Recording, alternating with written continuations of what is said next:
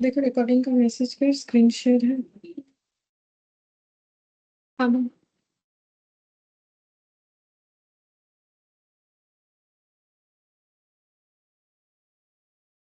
Buy back of shares.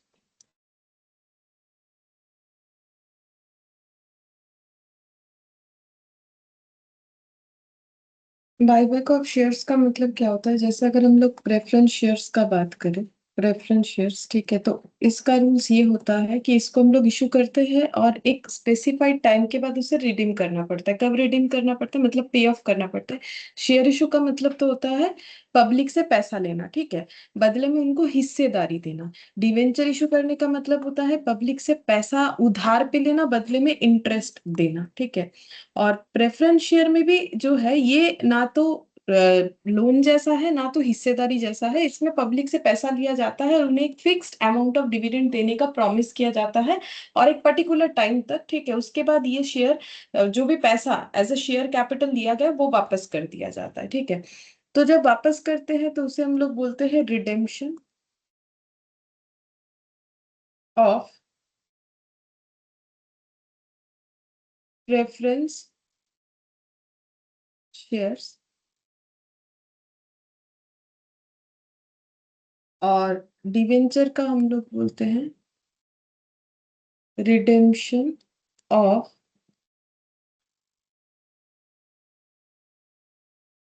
Debenture, ठीक है।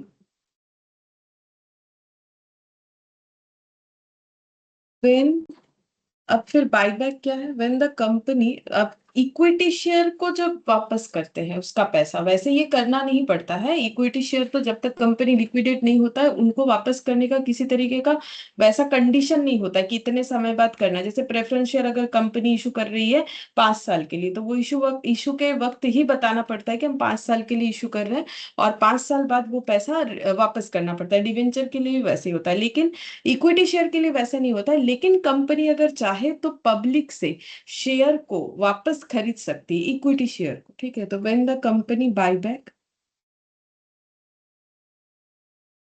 It's own share यानी इक्विटी और cancellation, then it is known as buy back of shares।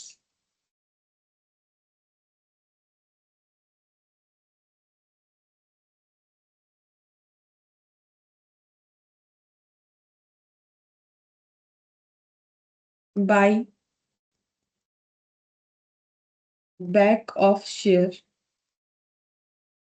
must be permitted by article of association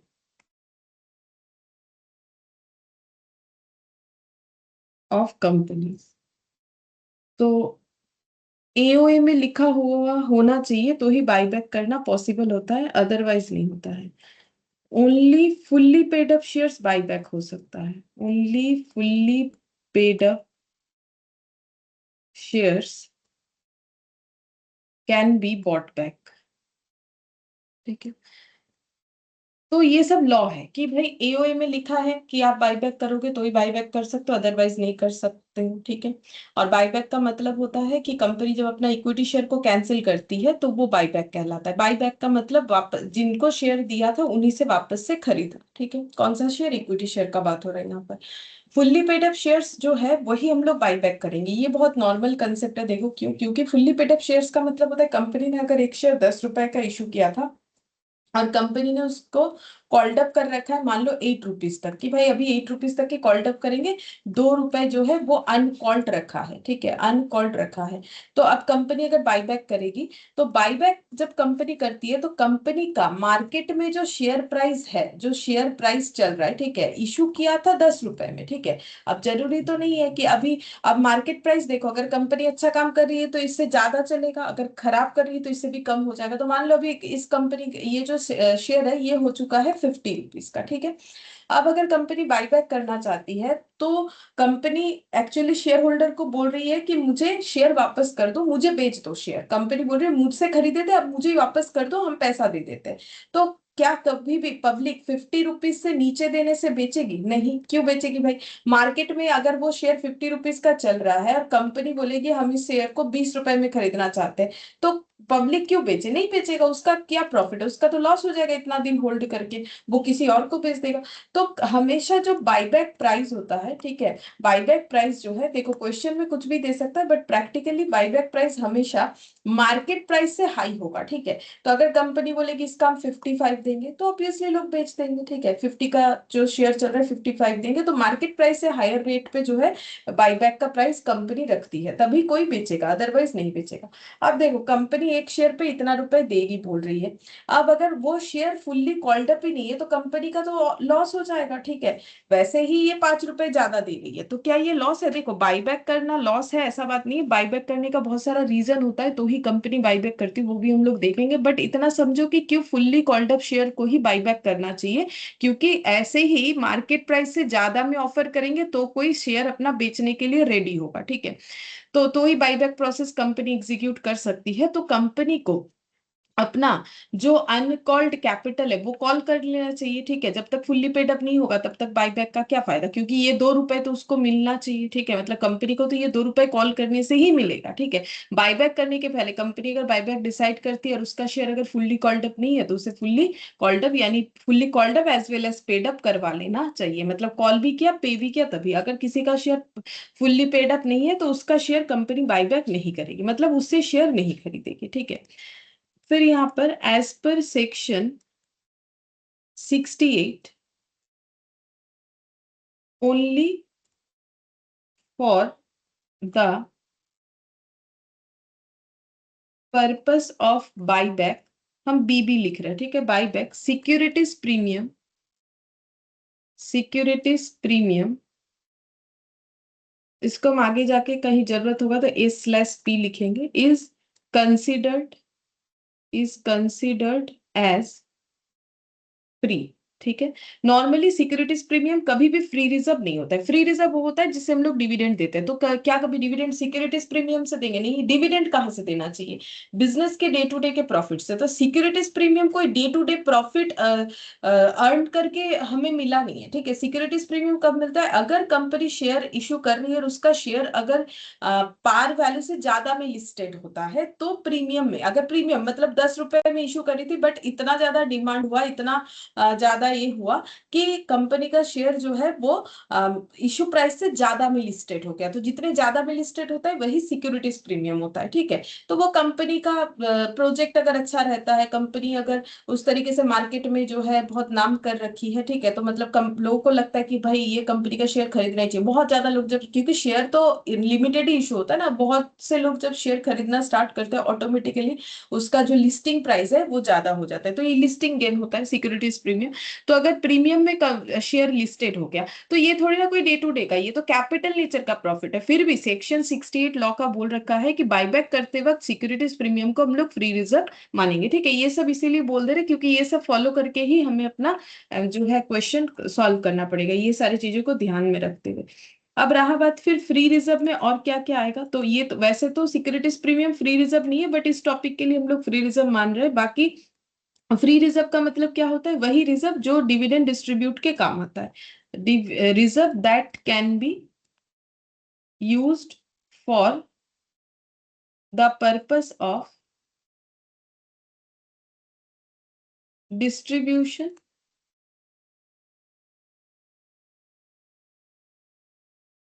of dividend is called free reserve. ठीक है, अब देखो जो जैसे देखो जो रेवेन्यू प्रॉफिट बनता है, ठीक है, रेवेन्यू प्रॉफिट का मतलब होता है जैसे कंपनी फाइनेंशियल स्टेटमेंट जो है हम लोग कुछ दिन पहले किए थे, ठीक है, तो वहां पर जब हम लोग स्टेटमेंट ऑफ पीएल बनाते हैं तो नेट प्रॉफिट आफ्टर टैक्स जो निकल के आता है वो रेवेन्यू प्रॉफिट होता है, ठीक है। तो रेवेन्यू प्रॉफिट का मतलब हो जाता है प्रॉफिट अर्न फ्रॉम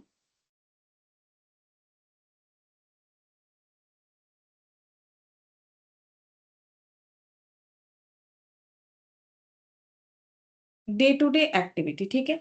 अब इस प्रॉफिट को हम लोग क्या करते हैं, एप्रोप्रिएशन करते हैं, ठीक है, ये बात भी हम लोगों ने कैश फ्लो करते वक्त पढ़ रखा है, ठीक है। ये प्रॉफिट को हम लोग एप्रोप्रिएशन करते हैं, जब कैश फ्लो पढ़ा तब हम लोगों ने ये चीज पढ़ा। कहाँ एप्रोप्रिएशन करते हैं, मेनली तीन जगह पे करते हैं। एक होता है जनरल रिजर्व, एक होता है डिविडेंड इक्विलाइजेशन रिजर्व,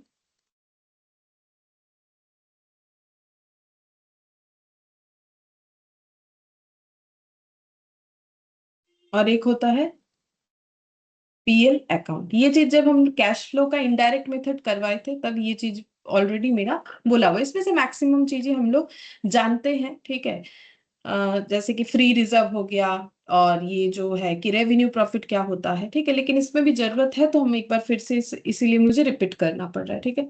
तो ये सब जो है, ये सब क्योंकि रेवेन्यू प्रॉफिट से ये बना होता है ये रिजर्व्स, ठीक है। एप्रोप्रिएशन का मतलब जो नेट प्रॉफिट आफ्टर टैक्स है उसे कहाँ कहाँ हम लोग डिस्ट्रीब्यूट करेंगे, तो हम लोग उससे जनरल रिजर्व बना सकते हैं, डिविडेंड इक्वलाइजेशन रिजर्व जहां से डिविडेंड देंगे पीएल में रख सकते हैं, ठीक है। अब ये तीनों ही एप्रोप्रिएशन जो बना है वो रेवेन्यू प्रॉफिट से बना है, तो इसको हम लोग बोलेंगे रेवेन्यू रिजर्व, ठीक है। इस तरीके के रिजर्व को हम लोग रेवेन्यू रिजर्व बोलते हैं, जो कि जिसका नेचर होता है फ्री, ठीक है। अच्छा, ये भी डिविडेंड बांट सकते हैं, इससे भी बांट सकते हैं, इससे इस मिडिल वाले से तो बांट ही सकते हैं, वो तो उसी वजह से ही बना हुआ है। बाकी पीएल जनरल रिजर्व से भी दे सकते हैं। तो फ्री रिजर्व का मतलब रेवेन्यू रिजर्व, या फ्री रिजर्व का मतलब हो गया डिविडेंड कैन बी डिस्ट्रीब्यूटेड, और लिख देते हैं इसमें डिविडेंड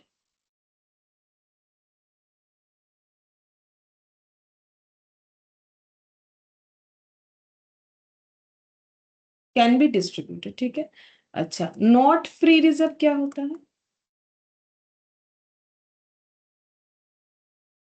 नॉट फ्री रिजर्व होता है जैसे कि सिक्योरिटीज प्रीमियम। अब ये मत सोचो अभी तो बोला कि नहीं होता है, वो तो देखो यहाँ पर बायबैक करते वक्त सेक्शन 68 कंपनीज एक्ट का हमें बता रखा है कि इसको मत कंसीडर करो एज ए फ्री, ठीक है। लेकिन नॉट फ्री का अगर हम एग्जांपल दे तो मुझे सिक्योरिटीज प्रीमियम देना चाहिए, ठीक है। रिवैल्यूएशन रिजर्व,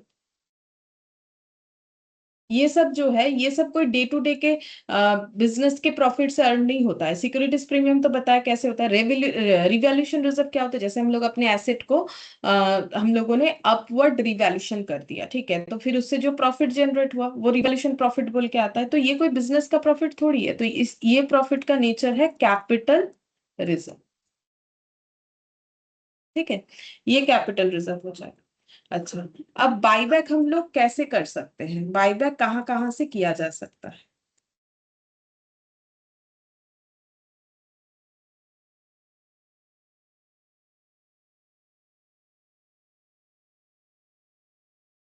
बाईबैक हम लोग कर सकते हैं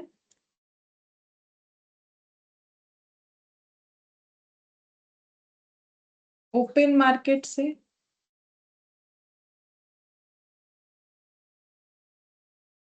एम्प्लॉय से, ब्रैकेट में लिखो eShop sweat equity share,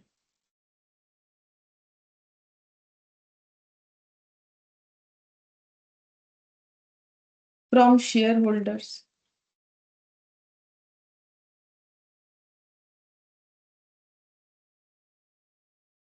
on proportionate basis,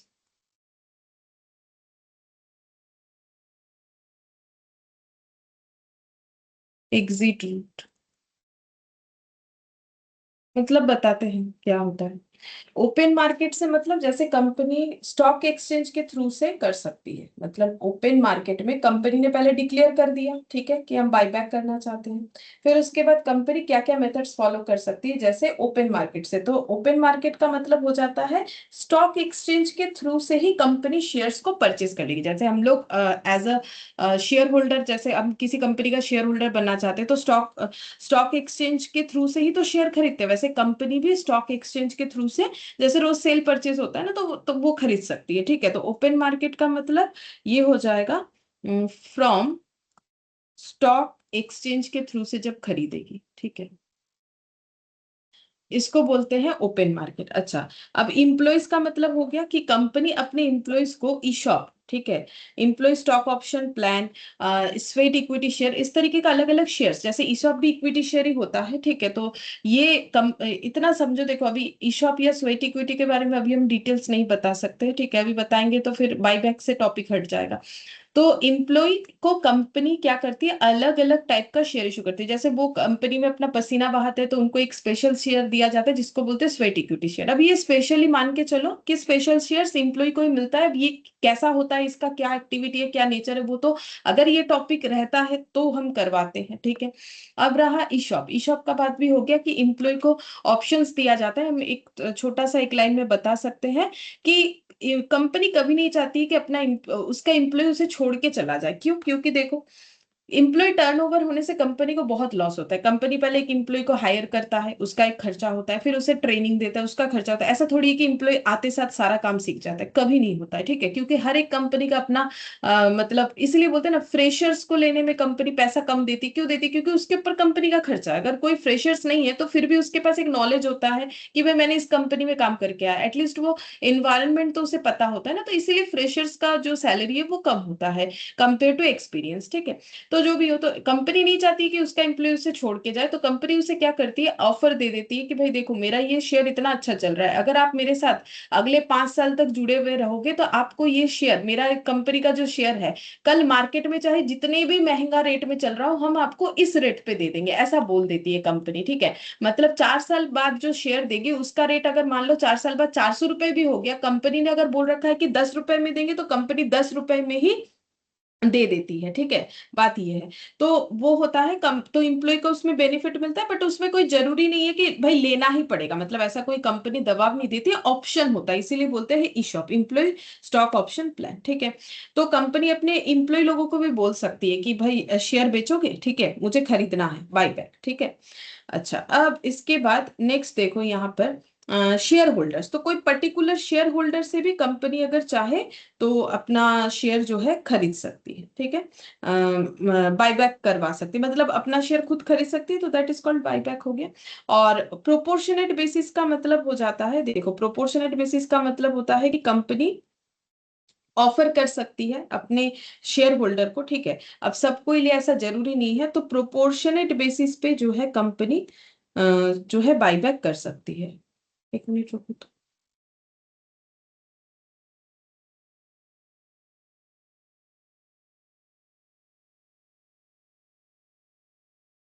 हम्म।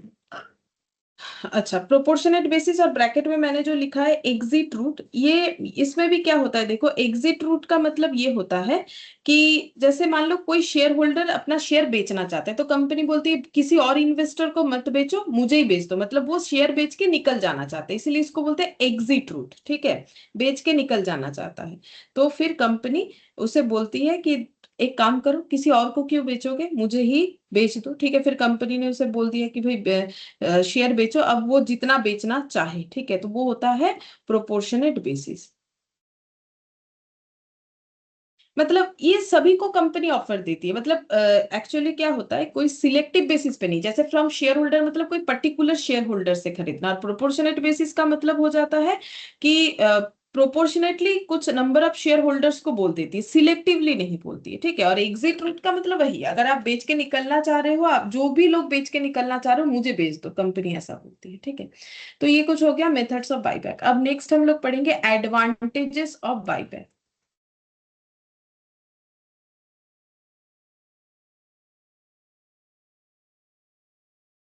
तो बाईबैक का एडवांटेज क्या क्या होता है। लिखो।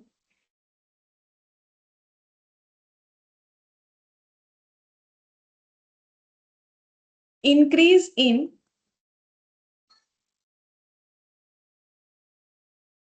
अर्निंग पर शेयर, यानी ईपीएस। ठीक है, बता देंगे क्या होता है। फिर increase in market price of share, market price of share, reduction of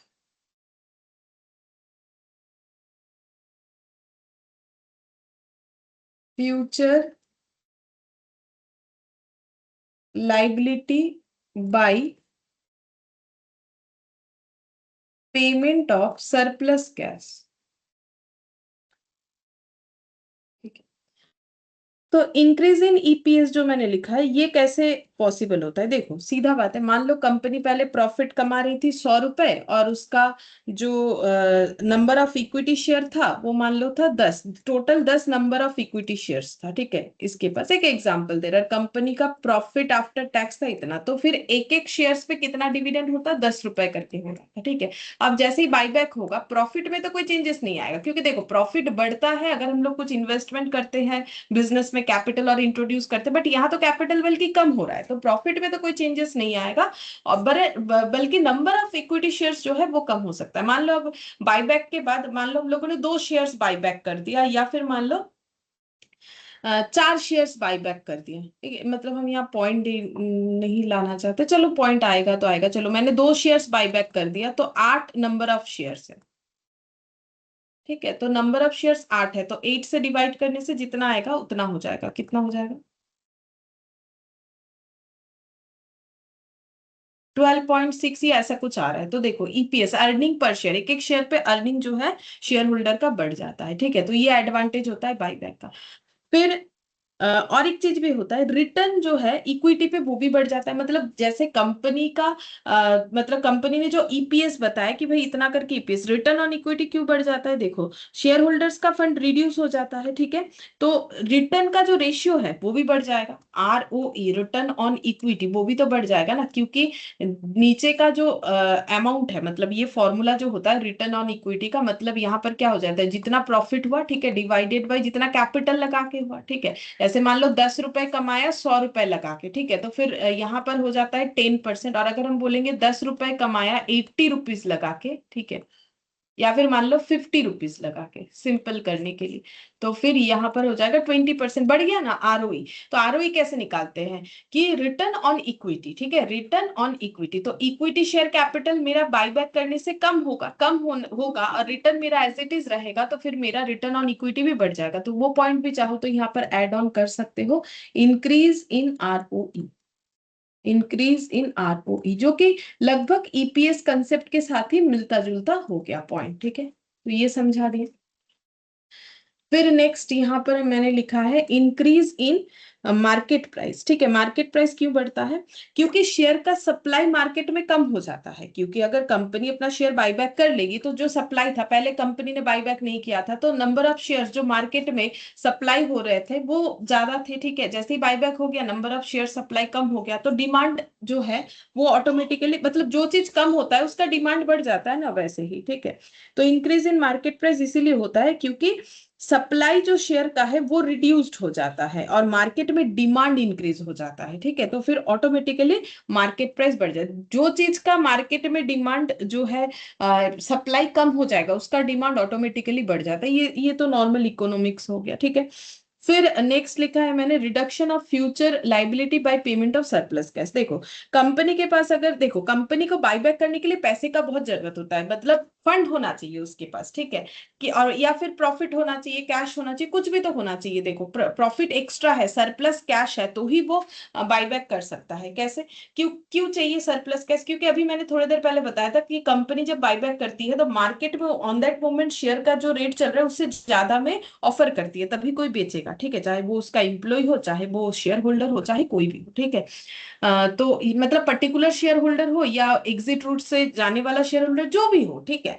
तो फिर जब तक ज्यादा ऑफर नहीं मिलेगा कोई नहीं खरीदेगा और बेचेगा, और कंपनी को भी पता है मुझे बाईबैक करना है तो मुझे हायर रेट पे ही करना पड़ेगा, तो फिर जो एक्स्ट्रा पैसा कंपनी को पे करना पड़ेगा तो उसके लिए पैसा होना चाहिए, ठीक है। तो सरप्लस कैश होगा कंपनी का तो ही तो कंपनी पे कर सकती है।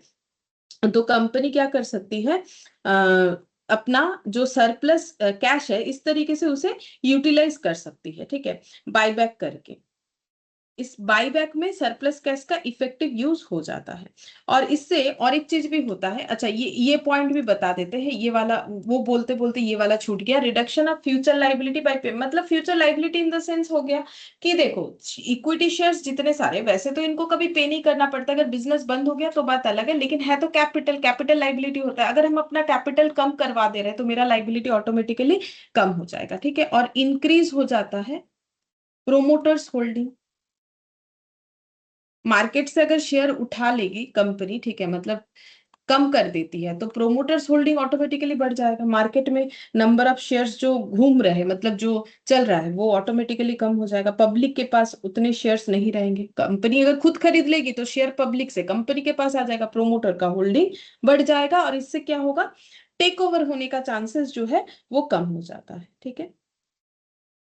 और जो कैपिटल स्ट्रक्चर है वो भी इंप्रूव होता है, ठीक है, कैपिटल स्ट्रक्चर भी इंप्रूव होता है। कैसे, तो कैपिटल स्ट्रक्चर जो है इंप्रूव इसलिए होता है क्योंकि डेब्ट इक्विटी रेशियो, ठीक है, मतलब डेब्ट बाय इक्विटी उसका स्टैंडर्ड 2:1 होता है, ठीक है। डेब्ट 2 गुना, इक्विटी 1 गुना होना ये अच्छा माना जाता है, 2:1 नॉर्मली, ठीक है। तो अगर मेरा इक्विटी कम हुआ तो डेब्ट इक्विटी मतलब कैपिटल स्ट्रक्चर में भी इंप्रूवमेंट दिखेगा, ठीक है, डेब्ट इक्विटी रेशियो बैलेंस्ड हो जाता है, ठीक है। अच्छा, फिर उसके बाद नेक्स्ट और एक पॉइंट बोल सकते हैं, वो जो एग्जिट बोला था ना कि एग्जिट रूट, तो फिर शेयर होल्डर को भी एग्जिट अपॉर्चुनिटी मिल जाता है, जो चाहते हैं अपना शेयर बेच के निकल जाएंगे इस कंपनी से, तो उनके पास एक ऑप्शन आ जाता है कि हम लोग अपना शेयर्स जो है वो बेच देते हैं और बेच के जो है हम लोग निकल जाते हैं, ठीक है, बेसिकली निकल जाते हैं, ऐसे ही बोलते हैं एग्जिट रूट का मतलब, तो एग्जिट अपॉर्चुनिटी मिल जाता है शेयर होल्डर को, ये पॉइंट भी यहाँ पर उसके मतलब वो पॉइंट भी यहां पर भी आ जाएगा, exit opportunity to share holder, ठीक है। अच्छा,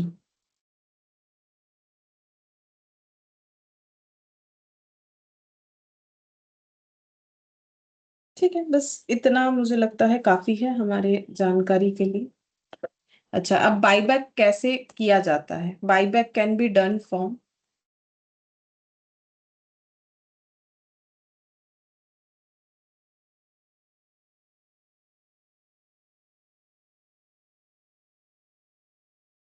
by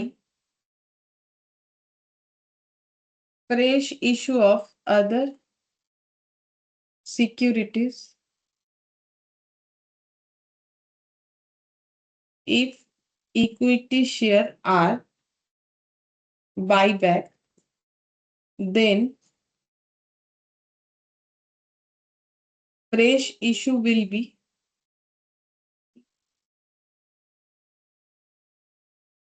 for preference share or other class of equity share. तो बायबैक कैसे कर सकते हैं, तो बायबैक के लिए जैसे पैसे का जरूरत है, मैंने बोला कंपनी के पास अगर सरप्लस जो कैश है वो अगर कम पड़ रहा है तो कंपनी फ्रेश शेयर इशू करके बायबैक कर सकती है, लेकिन एक कंडीशन है कि अगर इक्विटी शेयर बायबैक कर किया जा रहा है तो फ्रेश इशू जो होगा वो दूसरा कोई शेयर होना चाहिए, जैसे हम इक्विटी कम करना चाहते हैं, अब इक्विटी को इशू कर देंगे पैसा जुगाड़ करने के लिए, नहीं, या तो प्रेफरेंस शेयर इशू करो या फिर other class of equity share, मतलब दूसरा क्लास ऑफ इक्विटी शेयर। अब क्लास ऑफ इक्विटी शेयर का मतलब हो जाता है अलग class class of equity share, जैसे मान लो पहले जो शेयर हमारे पास ऑलरेडी है जो हम लोग बायबैक करना चाहते हैं, उसका क्लास कुछ ऐसा है कि किसी के पास अगर 10 शेयर्स है तो एक वोटिंग राइट बनता है, ठीक है। अब हम लोग जो class of equity share issue कर रहे हैं वो मान लो ऐसा है कि अगर 8 शेयर है तो फिर वोटिंग राइट आपके ऊपर एप्लीकेबल हो जाता है। तो इस तरीके से class of equity share decide होता है। जैसे प्रेफरेंस शेयर का क्लास अगर देखो तो डिविडेंड के परसेंटेज से डिसाइड कर सकते हैं, ठीक है, 8%, तो उस तरीके से होता है। फिर बाई फ्री रिजर्व, ठीक है, अगर फ्री रिजर्व में पैसा है तो उसका यूज करो, लेकिन वो जब यूज करेंगे तो हमें बनाना पड़ता है CRR, capital redemption reserve. Buyback of shares can be at premium, ये पहले ही बोला प्रीमियम में नहीं करेंगे तो कोई नहीं लेगा, that is amount due on buyback equal to nominal value of capital, मतलब शेयर का nominal value plus premium on buyback.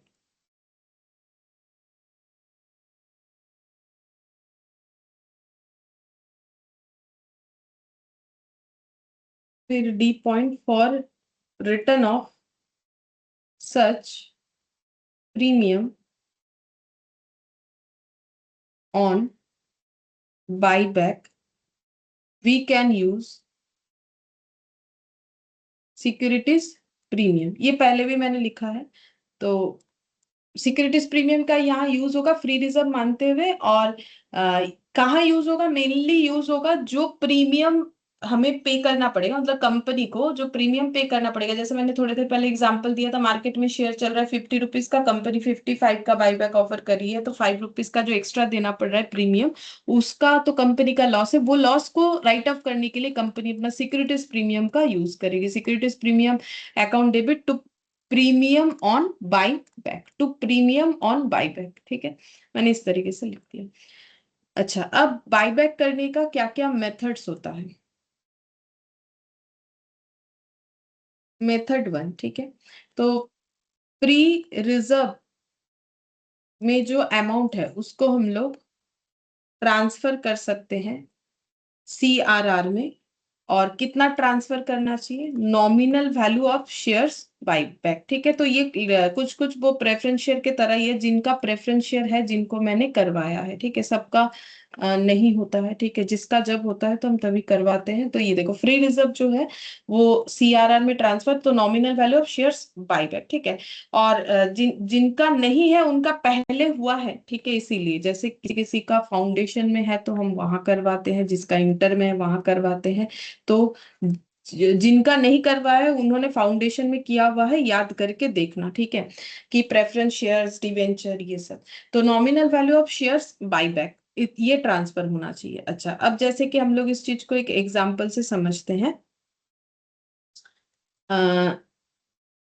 Buyback price मान लेते हैं कि है 100 रुपीज, ठीक है, नॉमिनल वैल्यू या फेस वैल्यू है शेयर्स का 100 रुपीज, ठीक है। तो अगर हम लोग फ्री रिजर्व से CRR बनाते हैं, ठीक है, बाईबैक करने के लिए, ये क्यों बनाएंगे वो भी हम समझा देंगे अभी एग्जांपल देके। बट फ्री रिजर्व का यूटिलाइजेशन करने का मतलब क्या, अगर हम लोग फ्री रिजर्व को यूज कर रहे हैं बाईबैक करने के लिए तो हमें CRR बनाना पड़ता है। कितना बनाना पड़ता है, जितना शेयर बाईबैक होगा उसके नॉमिनल वैल्यू के बराबर, ठीक है। तो अब मेरा फर्स्ट क्वेश्चन ये है कि ट्रांसफर टू CRR में कितना जाएगा इस केस में, 100 में से कितना जाएगा।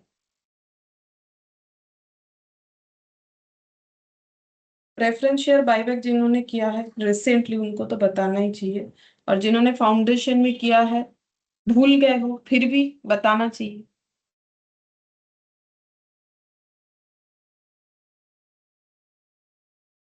इतना सारा प्रेफरेंस शेयर किया, इसमें लगभग सेम है टाइम। CRR में कितना जाएगा लिखा हुआ है, 100। 100, करेक्ट। अच्छा, बाईबैक प्राइस है 110, नॉमिनल वैल्यू है 100, तो CRR में कितना जाएगा, 100। 100, nominal value of shares to be buyback. अच्छा, बायबैक प्राइस है 90 मान लो, और नॉमिनल वैल्यू है 100।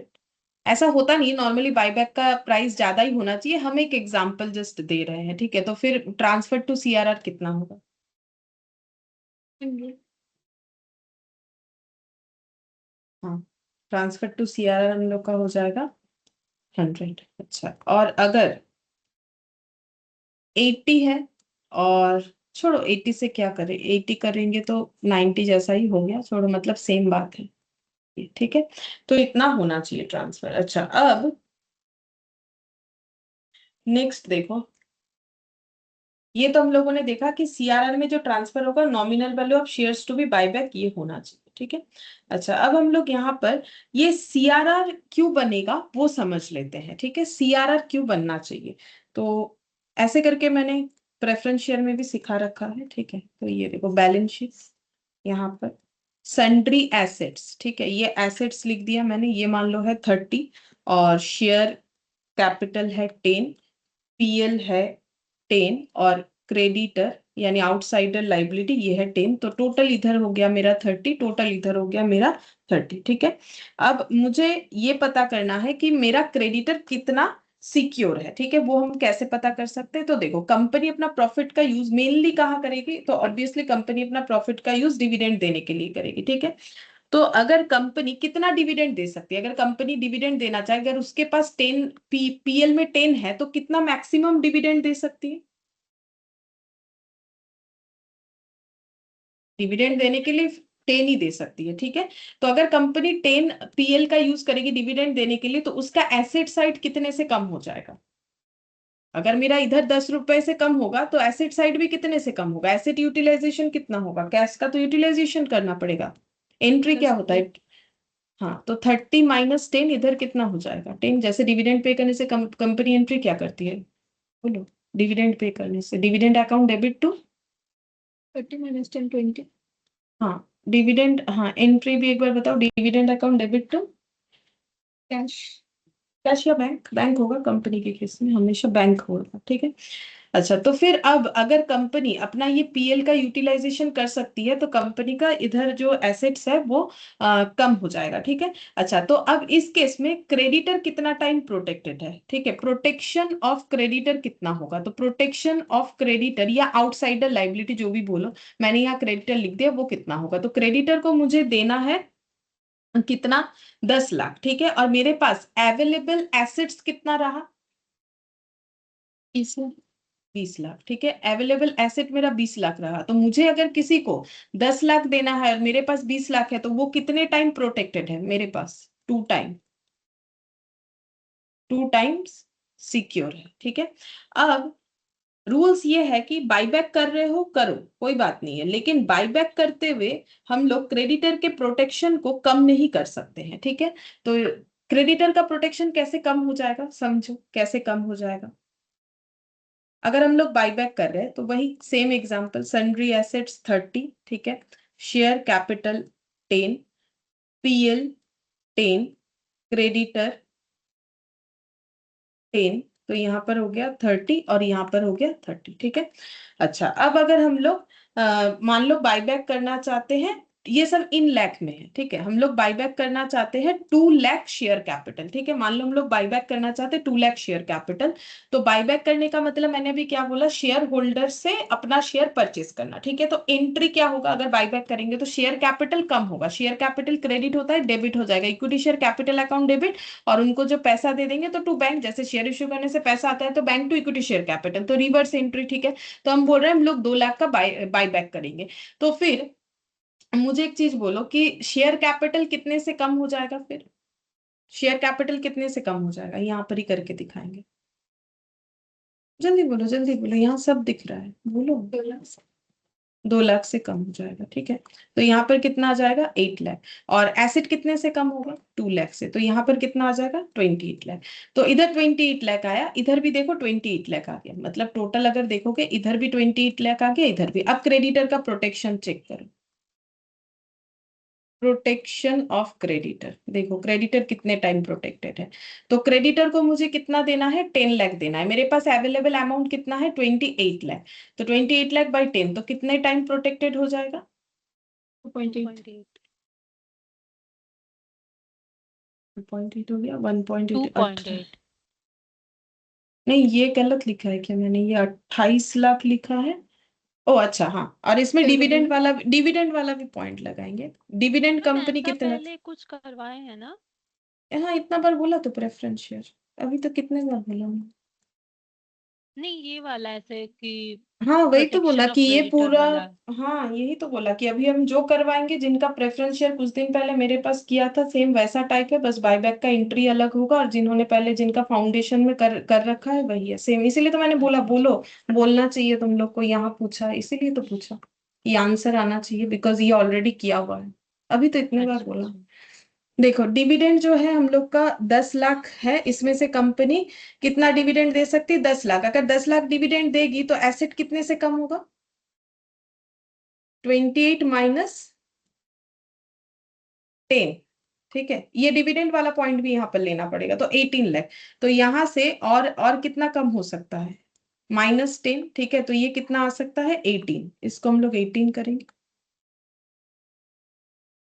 ठीक है, और यहां से मेरा पीएल चला जाएगा तो ये भी मेरा 18 हो जाएगा, यहां से पीएल चला जाएगा -10, ठीक है, तो ये हो जाएगा, तो क्रेडिटर कितने टाइम प्रोटेक्टेड हो जाएगा फिर मेरा 18/10, है ना, मतलब डिविडेंड वाला पॉइंट भी यहाँ पर रखना पड़ेगा कि कंपनी अपना प्रॉफिट का यूटिलाइजेशन डिविडेंड देने के लिए कर सकती है, मैक्सिमम वो 10 लाख डिविडेंड दे सकती है, तो भी मेरा एसेट इतने से, ये फॉर डिविडेंड पर्पस हो गया, और ये वाला फॉर बाईबैक हो गया, ठीक है, बाईबैक के लिए ये वाला बाईबैक शेयर कैपिटल, ये वाला जो है डिविडेंड के लिए हो गया, तो अब क्रेडिटर कितना प्रोटेक्टेड हो जाएगा,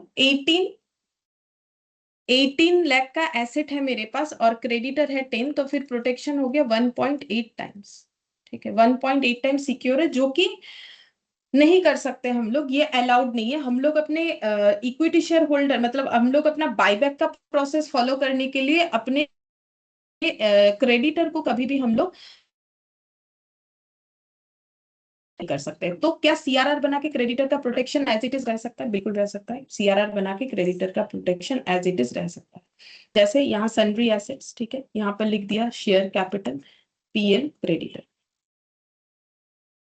तो 10 10 10 30,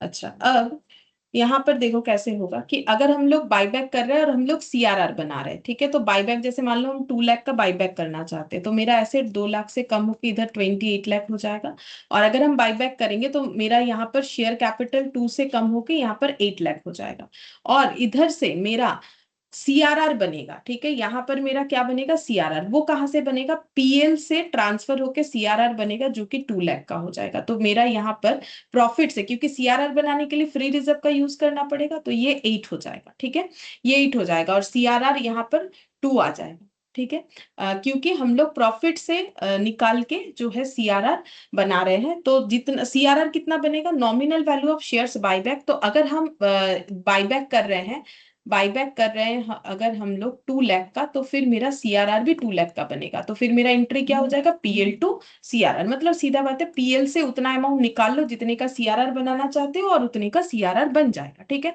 तो इधर ये 28 लाख हो गया, अब अगर इसमें डिविडेंड वाला बात भी ले लेते हैं, तो कंपनी के पास अगर 8 लाख का पीएल है तो कंपनी मैक्सिमम 8 लाख का डिविडेंड दे सकती है, मतलब 28 से 8 माइनस कर दो तो एसेट जो है यहाँ 20 लाख बचेगा, ठीक है, अब इससे अगर हम लोग ये बाईबैक का हो गया, ठीक है, और इससे अगर हम लोग डिविडेंड दे देते हैं तो फिर मेरा इधर बचेगा 20, ठीक है, अब ये पीएल मेरा खत्म हो जाएगा अगर हम इतना डिविडेंड दे देते हैं, तो ये हो गया 8 और 2 10 और 10 इधर हो गया 20, अब प्रोटेक्शन देख,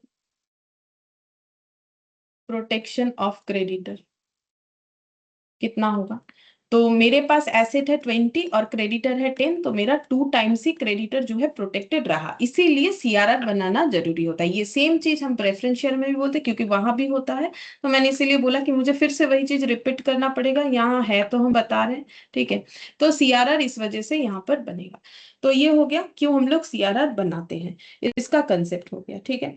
अच्छा, अब नेक्स्ट हम लोग पढ़ेंगे कि जो मेथड्स होता है वो भी प्रेफरेंस शेयर में जैसा पढ़ा था सेम टाइप ऑफ चीज होगा। ठीक है। वहां भी पढ़ा था कि सिक्योरिटीज प्रीमियम को फ्री रिजर्व मानो, यहाँ पर भी वही है। ठीक है। अगर याद है टॉपिक तो एज इट इज चीज हम लोग अभी तक पढ़ रहे हैं, लेकिन बाकी बाईबैक का जो सेक्शन है, बाईबैक का क्या बेनिफिट है, जो जो चीज अलग है वो तो अलग होगा। ठीक है। और जो सेम है वो सेम रहेगा।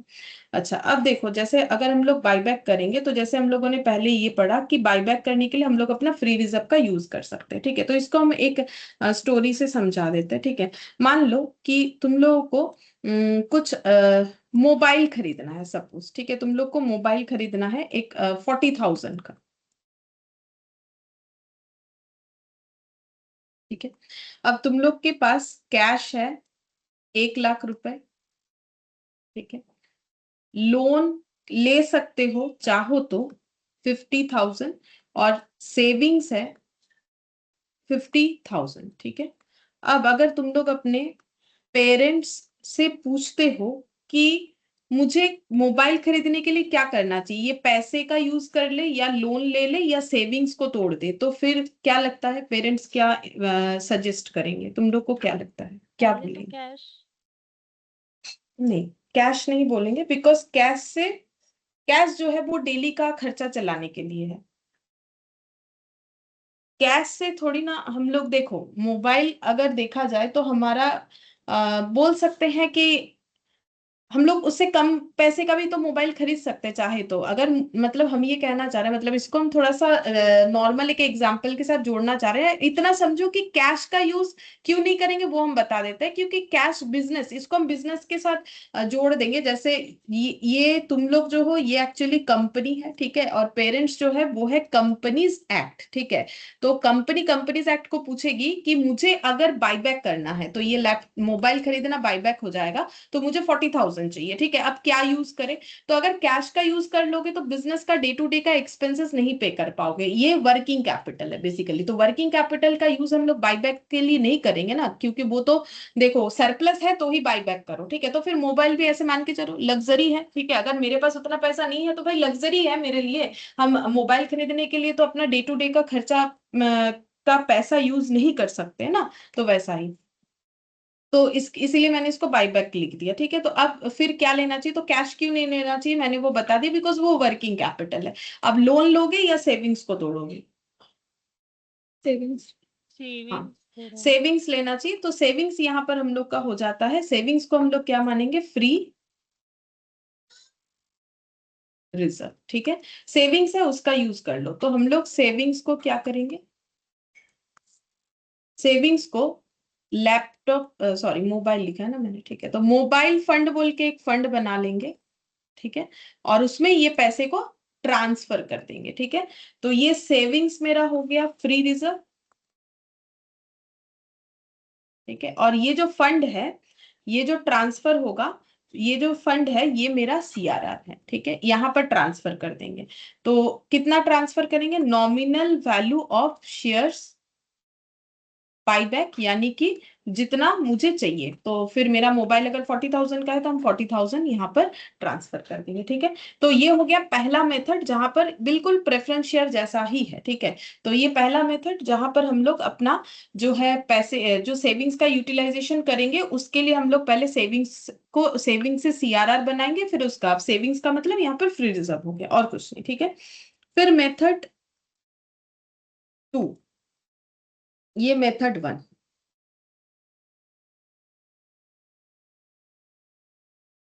मेथड 2 में क्या हो जाएगा? Buyback of equity share capital out of proceeds of fresh issue. Fresh issue से हम लोग जो है बायबैक कर सकते हैं। ठीक है। जैसे शेयर इशू करेंगे, चाहे इक्विटी करे चाहे प्रेफरेंस, बस इक्विटी में करने के लिए ये ध्यान रखना चाहिए जो क्लास ऑफ शेयर्स बायबैक करे वो क्लास ऑफ इक्विटी शेयर्स जो है इशू नहीं कर सकते, बाकी इक्विटी शेयर भी कर सकते हैं। ठीक है। तो इससे शेयर इशू करेंगे तो प्रोसीड्स मिलेगा, प्रोसीड्स ऑफ फ्रेश इशू जो होगा ऑफ शेयर कैपिटल। ठीक है। उसको हम लोग क्या करेंगे? कितना फ्रेश इशू करना पड़ेगा, nominal value of buyback, buyback का जो नॉमिनल वैल्यू है उतना हमें शेयर्स जो है फ्रेश इशू करना पड़ेगा, ठीक है। अच्छा, अब यहाँ पर एक पॉइंट और बता देते हैं, जैसे कि पहले बता रखा है fresh issue of share capital जो है वो सेम टाइप ऑफ नहीं होना चाहिए इक्विटी शेयर के साथ, लेकिन डिवेंचर जो है वो इशू नहीं किया जा सकता, ये चीज जो है ये प्रेफरेंस शेयर में भी था। तो fresh issue of debenture can't be made to buy back existing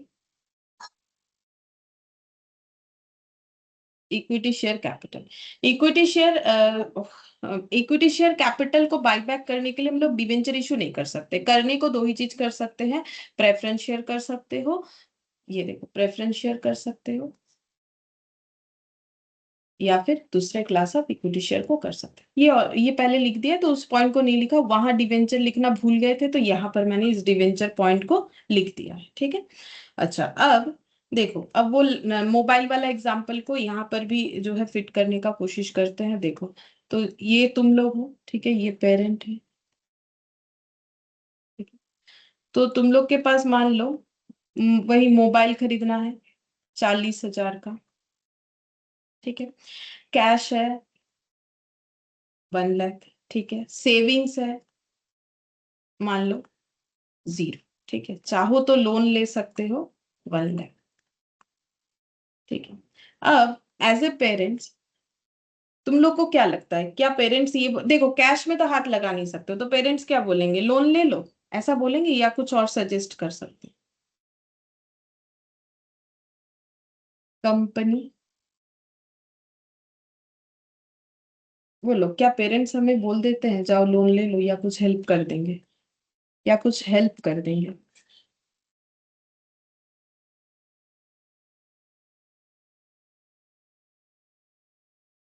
नहीं करेंगे, बोलो तो, हेल्प करेंगे ना, ठीक है। तो अगर हेल्प करेंगे तो पैसा दे देंगे, ठीक है, जाओ भाई तुम्हारे पास सेविंग्स 0 है, लोन लेने का जरूरत नहीं है, और ये पैसे से तो तुम्हारा डे टू डे का काम चलता है, चलो हम तुम्हें कुछ पैसा दे देते हैं, ठीक है। तो फ्रेश मनी दे दिया, ठीक है। तो यहाँ पर फ्रेश मनी का मतलब क्या हो गया फिर, फ्रेश, यहाँ यहाँ के साथ कंपेयर करोगे तो फ्रेश इशू, ठीक है, फ्रेश इशू। तो फ्रेश मनी कितना देंगे पेरेंट्स, ठीक है, 40,000 ही देंगे, उससे ज्यादा क्यों देंगे, हमें 40,000 का जरूरत है, तो इसीलिए proceeds of fresh issue of share capital उतना ही होना चाहिए जितना हमारा नॉमिनल वैल्यू ऑफ बाईबैक है, ठीक है। तो proceeds of fresh issue of shares ये होना चाहिए nominal value of share buyback, ठीक है। अब रहा प्रोसीड्स, इसका मतलब क्या होता है, वो भी प्रेफरेंस शेयर वाला ही है, ठीक है। प्रोसीड्स का मतलब होगा, याद है प्रेफरेंस शेयर में क्या सिखाया था, वही यहाँ पर एप्लीकेबल होगा, nominal value, face value, nominal value या फेस वैल्यू, और issue price which ever is lower, same चीज है, सेम, कुछ भी नया नहीं कर रहे हैं, ठीक है। तो अगर फेस वैल्यू एग्जांपल लेते हैं 100 रुपीज है, इश्यू प्राइस अगर 100 रुपीज है, तो फिर प्रोसीड्स कितना होगा, बोलो, 100, 120, 100 और 90, बताओ तीनों केसेस में प्रोसीड्स कितना होगा, बोलो बोलो। लिख दिया है तो क्या करना है, नॉमिनल वैल्यू, और नॉमिनल वैल्यू या फेस वैल्यू एक ही बात है, और issue price which ever is lower, बताओ।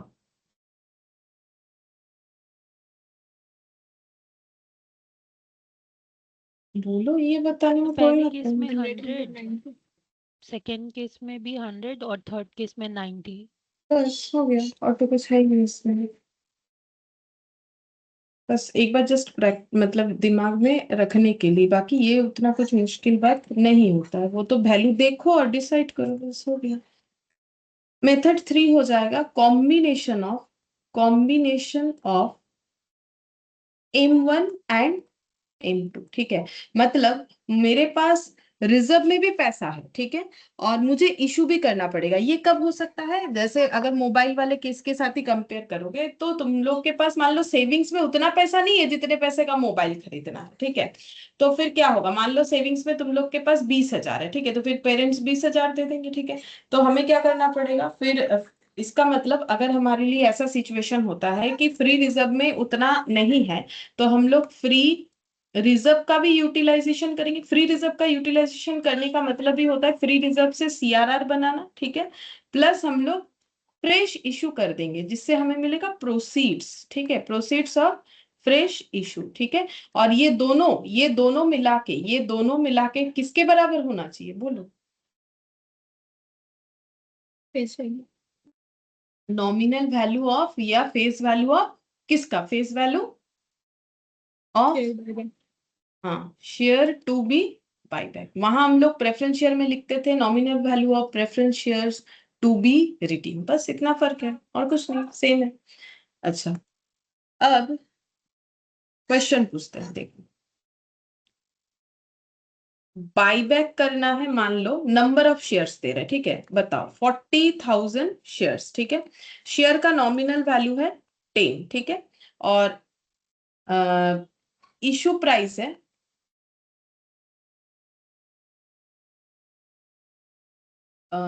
ये तो हो गया जो शेयर बायबैक होगा, ठीक है, ये ऐसे लिख दिया मैंने, ठीक है, जो शेयर बायबैक होगा उसका नॉमिनल वैल्यू इतना, इतना सारा शेयर्स बायबैक होगा। And for the for this purpose fresh issue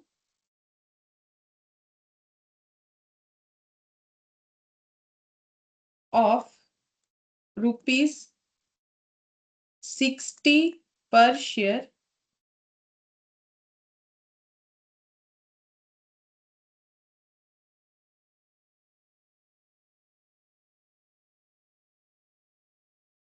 and for this purpose company ने फ्रेश इशू किया है 60 पर शेयर करके। बस मैंने इतना ही लिखा, पूरा क्वेश्चन नहीं लिख रहा है, ठीक है, मतलब पूरा एग्जांपल जस्ट उसमें छोटा छोटा पॉइंट लिख दिया कि बायबैक करना है 40,000 शेयर, जो शेयर बायबैक करना है उसका नॉमिनल वैल्यू है 10। ये सब एक एक पॉइंट मान लो, ठीक है, हम उतना लैंग्वेज करके नहीं लिख पा रहे हैं, ठीक है।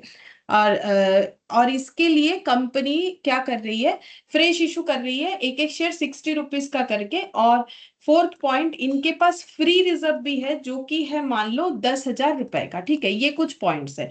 तो ये सारे पॉइंट्स से बोलो क्या कैलकुलेट कर पाएंगे हम लोग। पहला बात है कैलकुलेट करके क्या देना है, तो इससे ये पता चल रहा है, पहले बोलो कौन सा मेथड लगेगा जब कंपनी के पास फ्री रिजर्व, कंपनी को कितना मेथड 1 लगाए या मेथड 2 लगाए या दोनों का कॉम्बिनेशन लगाए, जो भी लगाए, सबसे पहले तो निकालना पड़ेगा nominal value of shares to be buyback. जैसे हम लोग सेविंग्स का पैसा यूज करें कि हम लोग पेरेंट से पैसा लेना पड़ेगा, तो उसके लिए पहले ये तो डिसाइड करो कितने का मोबाइल खरीदोगे, तो फिर कितने का बाईबैक करोगे वो बोलो, तब ना डिसाइड कर पाएंगे कि मुझे मेथड 1 लगाना है कि मेथड 2 लगाना है या फिर दोनों का कॉम्बिनेशन लगाना है, बोलो।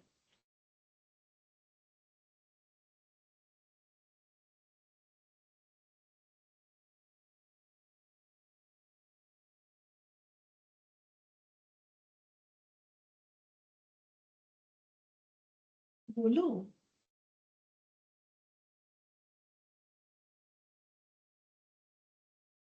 अच्छा, इसको ना 4,000 कर लेते, नहीं तो वैल्यू बहुत ज्यादा हो जाएगी। कितना बायबैक, कितने का बायबैक करना चाहते हैं, ये नहीं बता सकते हो। अभी अभी तो लिखा है nominal value of shares to be buyback के ऊपर सारा काम होता है, प्रेफरेंस शेयर में भी यही सिखाया 40,000। है। नॉमिनल वैल्यू ऑफ बायबैक, इसीलिए तो मैंने मोबाइल वाला भी बात बोला, देखो मोबाइल कितने का चाहिए, 40,000 का चाहिए, मैंने सेम डेटा भी रखा है, ठीक है, ताकि आसानी से समझ जाए हम लोग। तो 40,000 का जो है हमें मोबाइल खरीदना है, तो फिर 40,000 का ही फंड बनाना पड़ेगा ना, या फिर 40,000 का ही पेरेंट्स से उधार लेना पड़ेगा, या दोनों का कॉम्बिनेशन करना पड़ेगा अगर फंड में डालने के लिए उतना पैसा नहीं है, तो ठीक है। तो नॉमिनल वैल्यू ऑफ बाईबैक कितना हो जाएगा, 4000 इंटू 10, तो ये हो गया 40,000। मतलब मुझे 40,000 चाहिए बाईबैक के लिए, ठीक है। मतलब उससे ज्यादा चाहिए, वैसे बाईबैक प्राइस जो होगा उसके ऊपर डिपेंड करेगा, लेकिन मेरा नॉमिनल वैल्यू जो है वो बाईबैक का हो रहा है मेरा 40,000, ठीक है। अच्छा, अब यहाँ पर फ्री रिजर्व है मेरे पास 10,000 रुपीज का, और मुझे फ्रेश इशू करना पड़ेगा, ऐसा मैंने थर्ड नंबर पॉइंट में दे रखा है। तो बोलो, फ्रेश इशू करना पड़ेगा कि नहीं करना पड़ेगा, तुम लोग ही बताओ। अगर नॉमिनल वैल्यू ऑफ बाईबैक 40,000, अगर मेथड 1 पे जाते हैं कि हम लोग फ्री रिजर्व का यूज करेंगे, कि फ्री रिजर्व मतलब फ्री रिजर्व क्या सफिशियंट है बाईबैक करने नहीं, के लिए? फ्री रिजर्व तो सिर्फ 10 है। हाँ, तो फिर कितना कम पड़ रहा है उसमें?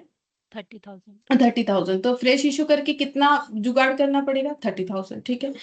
तो अब 30,000 जुगाड़ करना पड़ेगा, तो अब मेरा मेथड कौन सा लग जा रहा है फिर? 3। दोनों नहीं हो गया उसमें? हाँ। 1 भी और 2 भी। तो फिर यहाँ पर हम लोग लिखेंगे इस तरीके से कि CRR plus proceeds from fresh issue, या फिर इसको ऐसे लिख सकते हो, ठीक है। ये CRR नहीं लिख के ऐसे लिख सकते हो, ऐसे फ्री रिजर्व जो कि बनेगा CRR, ठीक है। ऐसे ऐसे करके अपने समझने के लिए, तो इक्वल टू होना चाहिए नॉमिनल वैल्यू ऑफ बाईबैक, ठीक है। तो नॉमिनल वैल्यू ऑफ बाईबैक हो गया 40,000। CRR में कितना जा सकता है वो तो दिख ही रहा है, 10,000 पता चल गया है, इससे ज्यादा नहीं हो सकता है। प्रोसीड्स फ्रॉम फ्रेश इशू का मतलब क्या हो जाएगा, नंबर ऑफ शेयर्स जो हम डिवाइडेड बाय लोग, 60। हाँ, इनटू यहाँ पर क्या हो जाएगा, इनटू क्या दिखाएंगे, इनटू 60। प्रोसीड्स। अच्छा। हाँ, 60 दिखाएंगे, अभी मैंने प्रोसीड्स लिख दिया एक बार के लिए। नंबर ऑफ शेयर्स, ठीक है। और प्रोसीड्स का मतलब क्या होता है, प्रोसीड्स का मतलब होता है फ्रेश इशू, और फ्रेश इशू का जो वैल्यू है अभी लिखा था, देखो, नॉमिनल वैल्यू और issue price which ever is lower, ठीक है। तो इशू प्राइस कितना है प्रोसीड्स में, इशू प्राइस कितना है, इशू प्राइस है 60, नॉमिनल वैल्यू कुछ नहीं बोला है तो कितना होगा, 10, ठीक है। नॉमिनल वैल्यू कुछ नहीं बोला है तो 10 होगा। अच्छा, अब इक्वल टू 40,000, तो नंबर ऑफ शेयर्स, कितने सारे शेयर्स फ्रेश इशू करने पड़ेंगे, तो 40,000 डिवाइडेड बाई, फिर क्या लिखे, 10 या 60? पहले प्रोसीड्स का, -10,000। हाँ, 30,000 करना पड़ेगा, ठीक है। अच्छा, इसमें वैल्यू ₹10 आएगा, like which ever is lower, या लोअर, फिर? हाँ वही आएगा ना, 60 और 10 में चलो, 10, 10 आ जाएगा, तो कितना हो जाएगा, 3,000।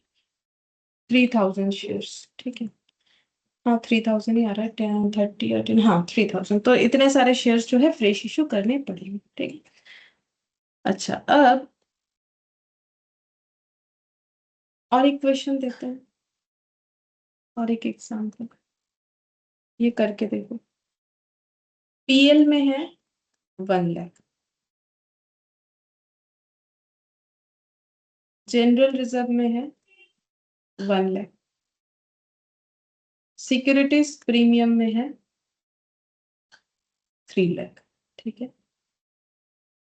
और number of share to be bought back, वो बी लिख दिया मैंने, 30,000,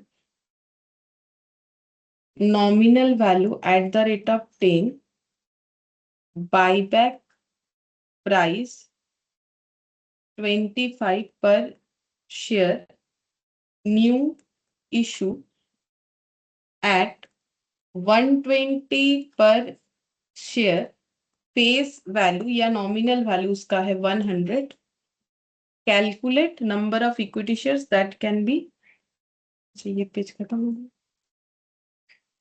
यहाँ लिख देते हैं, calculate number of equity share that can be issued by the company for buyback of shares whose face value is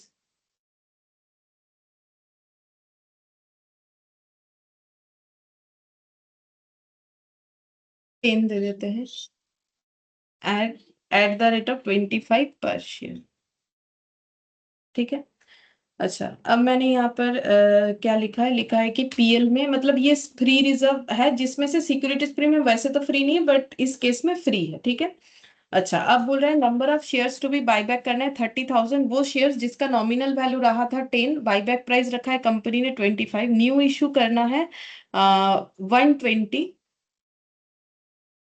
पर शेयर, ठीक है, जिसका फेस वैल्यू है 100। Calculate the number of shares that can be issued by the company for buyback of shares whose face value. अच्छा, अगर ये 10, ये दो क्वेश्चन का पॉइंट होगा। 10, ये बाद में जोड़ेंगे, ठीक है। यहाँ पर calculate the number of equity share that can be issued by the company for buyback of shares, इसको छोड़ो एक बार, ठीक है, ये ब्रैकेट देख ले। पहले ये वाला कैलकुलेट करके बताना है, ठीक है। तो यहाँ पर इसका मतलब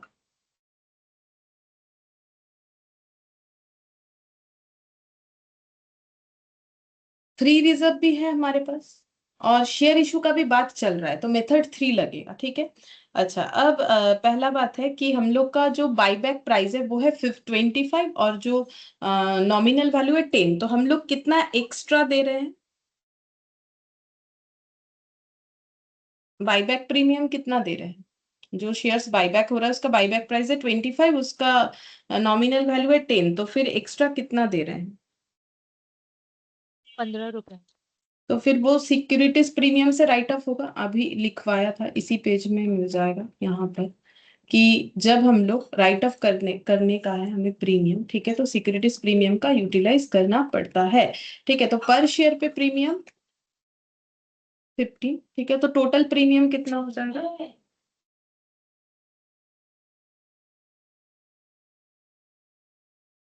टोटल प्रीमियम बोलो, 30। 4,50,000।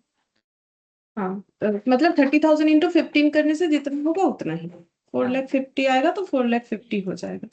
तो प्रीमियम जो है वो हो रहा है 15 इंटू 30,000, 4,50,000, ठीक है। अच्छा, अब हम लोग को सिक्योरिटीज प्रीमियम यूज करने के लिए बोला, उसमें मैंने कितना अमाउंट दिखा है, शायद 3 लाख दिखा रखा है, ठीक है। तो सिक्योरिटीज प्रीमियम से हम लोग 3 लाख यूज करेंगे, लेकिन तब भी हमारा premium on buyback right of नहीं होगा। उसके बाद हम लोग कोई भी फ्री रिजर्व यूज कर सकते हैं, लाइक जनरल रिजर्व हो गया या पीएल हो गया, जो चाहे यूज कर सकते हो। तो हम पीएल का यूज कर लेते हैं। तो फिर यहाँ से और कितना करना पड़ेगा? 1,50,000, लेकिन पीएल से भी तो पूरा नहीं होगा। पीएल से 1 लाख और जनरल रिजर्व से कितना यूज करना पड़ेगा? 50,000 to premium on buy back, ठीक है। तो हमें पहले ये करना पड़ेगा, ठीक है, जनरल रिजर्व, सिक्योरिटीज प्रीमियम, ये सबसे हमें प्रीमियम को राइट ऑफ करना पड़ेगा। अच्छा, अब नेक्स्ट हम लोग यहाँ पर फ्री रिजर्व में से जो सीआरआर में ट्रांसफर करेंगे plus proceeds from fresh issue equal to हो जाएगा नॉमिनल वैल्यू ऑफ बाईबैक, ठीक है। तो नॉमिनल वैल्यू ऑफ बाईबैक कितना होगा? 30,000 शेयर्स बाईबैक करना चाहते हैं, इनटू कितना कितना करके nominal value of shares to be buyback,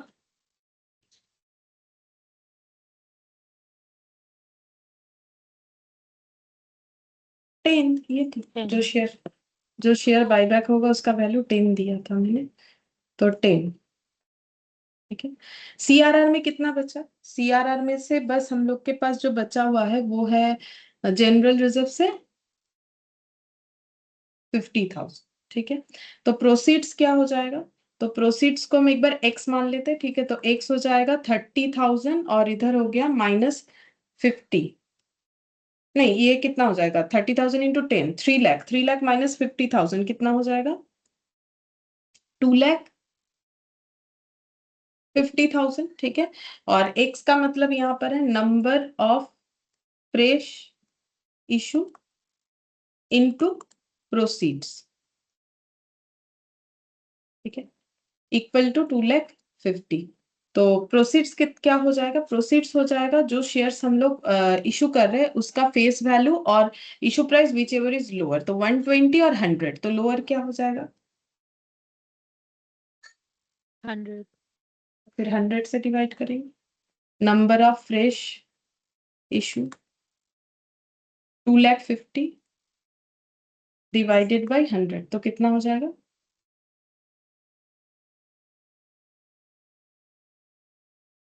2 zero cut जाएगा, 500, हाँ। तो 2500, 2500 हो जाएगा फिर, ठीक है। 2500 शेयर इशू करना पड़ेगा। तो ये यहाँ पर ये सीखने वाला बात था कि पहले प्रीमियम जो है वो राइट ऑफ कर दो, फिर फ्री रिजर्व का अमाउंट यूज कर सकते हैं, जो कम पड़ेगा वो फ्रेश इशू से करना पड़ेगा। बस ये बताने के लिए मैंने ये वाला पॉइंट यहाँ पर दिखाया, और कुछ नहीं, ठीक है। अच्छा, अब नेक्स्ट एक इम्पॉर्टेंट पॉइंट लिख देते हैं, ठीक है, जस्ट याद रखने के लिए। Company can't make further issue of the same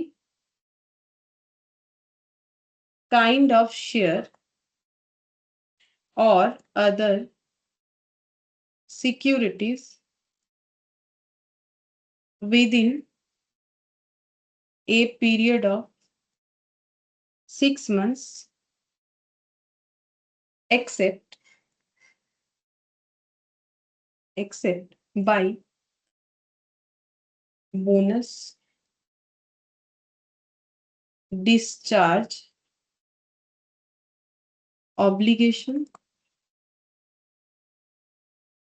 like conversion of preference share, debenture, equity share. बता देते हैं क्या है। अच्छा, कुछ स्पेलिंग इधर उधर हो रहा है तो तुम लोग ठीक कर लेना, ठीक है। तो बोल रहा है कि हाँ कंपनी मैम, का वो ये इसका सेकेंड लाइन में क्या लिखे हैं, 6 months, तो क्या है, ओ period within months a period of except 6 months। Except by, सीधा चला गया, एक्सेप्ट लिखा है, अच्छा। EXCEPT, okay.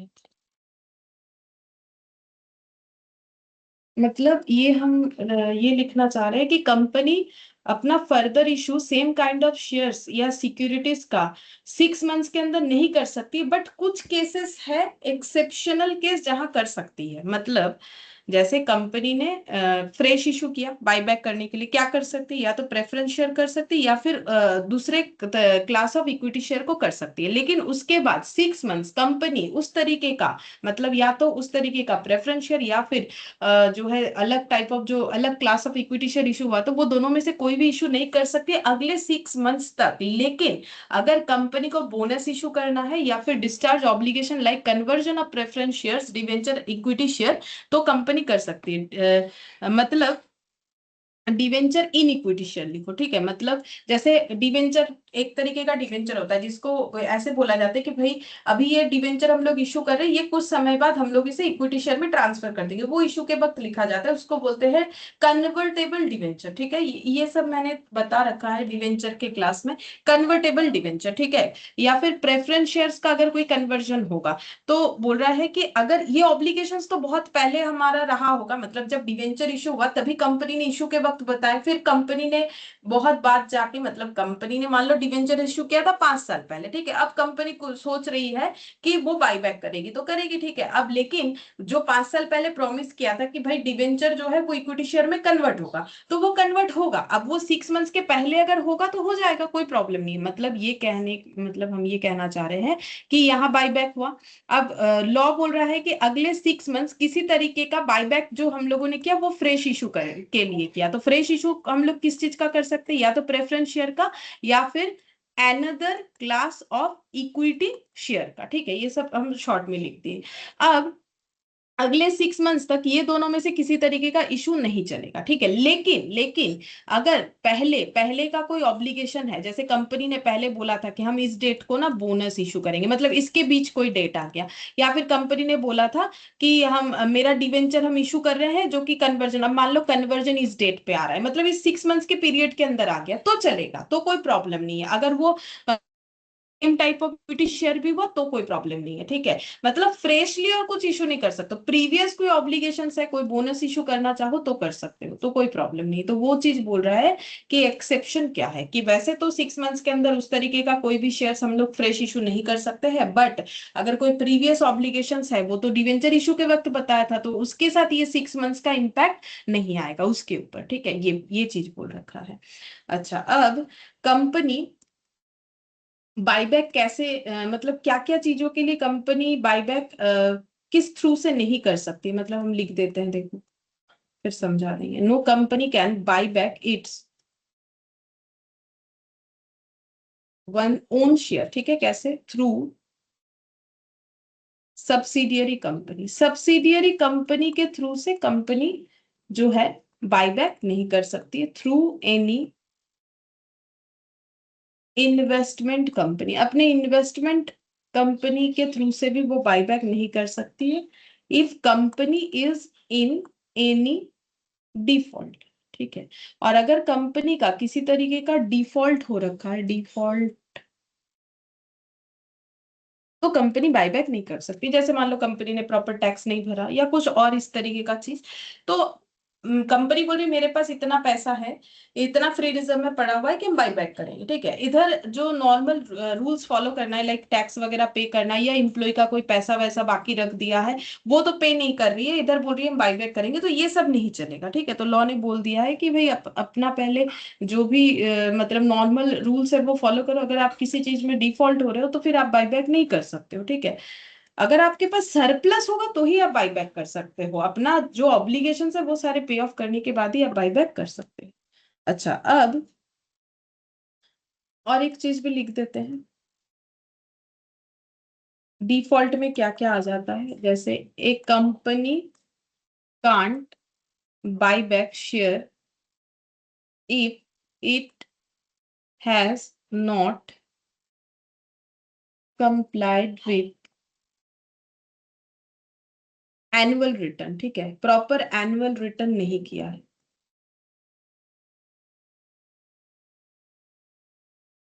फेलियर टू पे डिक्लेयर्ड डिविडेंड, डिविडेंड जो डिक्लेयर किया है वो नहीं दिया है और बोल रही है कि हम बायबैक कर देंगे, तो ये भी नहीं चलेगा, ठीक है। Any other provision not followed as prescribed by companies act और सेबी, ठीक है। या फिर ऐसा कोई प्रोविजन जो या तो कंपनीज एक्ट में लिखा हुआ है या तो सेबी ने बोल रखा है, बट कंपनी वो तो फॉलो नहीं कर रही है, बोल रही है कि हम बायबैक करेंगे, तो बोल रहे हैं वो सब नहीं चलेगा, ठीक है। पहले आप अपना रेगुलर चीजों को ठीक करो, फिर आप करते रहो बायबैक, अगर आपके पास ज्यादा पैसा है तो करो, कोई प्रॉब्लम नहीं है, लेकिन आप पहले अपने रेगुलर चीजों को ठीक करें, ठीक है। अच्छा, फिर अगर लिस्टेड कंपनी है, ठीक है, ठीक है, अगर देखो लिस्टेड कंपनी है तो उसे सेबी का रूल्स मानना पड़ता है, ठीक है, सेबी का रेगुलेशन मानना पड़ेगा बायबैक के केस में, ठीक है। और अगर अनलिस्टेड एंड प्राइवेट ऐसी कोई कंपनियां हैं तो उसे rules under companies act follow करना पड़ेगा बायबैक के लिए, ठीक है। अच्छा, अब अगर नॉन कंप्लायंस होता है, मतलब जो भी रूल्स फॉलो करना है इन्होंने बोल रखा है भाई, अगर आप लिस्टेड हो तो आप पे सेबी लगता है, अगर आप लिस्टेड नहीं हो, प्राइवेट हो, तो आपके ऊपर कंपनीज एक्ट लगता है। तो जो भी रूल्स है आप वो फॉलो करके ही बायबैक करना। लेकिन अगर आप नहीं फॉलो कर रहे हो तो फिर क्या होता है, तो डिफॉल्ट जब होता है तो डिफॉल्टिंग कंपनी हैज टू पे फाइन। 1 लाख से 3 लाख तक इनका फाइन चला जाता है, ठीक है। और जो डिफॉल्टिंग ऑफिसर है, क्योंकि कंपनी तो आर्टिफिशियल पर्सन है, ठीक है, तो जिन जिन ऑफिसर्स के अंडर ये हुआ है उनको जेल भी हो सकता है।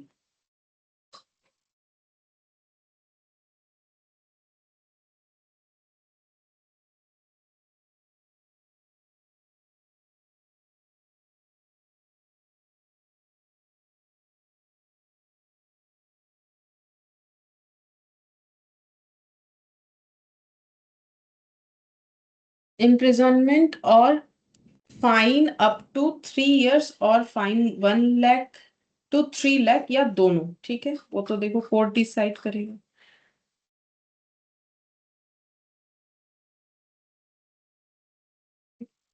अच्छा, अब और एक point, borrowed fund. Borrowed fund are not allowed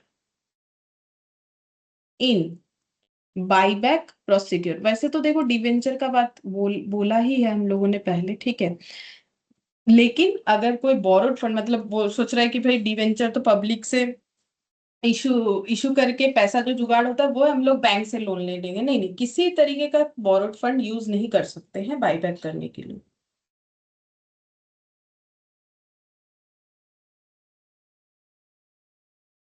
अच्छा, और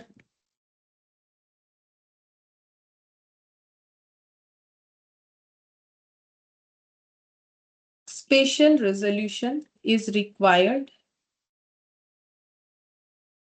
to be passed in passed at annual general meeting, AGM में स्पेशल रेजोल्यूशन पास करना पड़ेगा तो ही हम लोग बाईबैक कर सकते हैं, ठीक है। और बाईबैक का जो रजिस्टर है, register has to be maintained by company and such entries will be authenticated by a qualified CS, any other person as authorized। ये भी फॉलो करना चाहिए।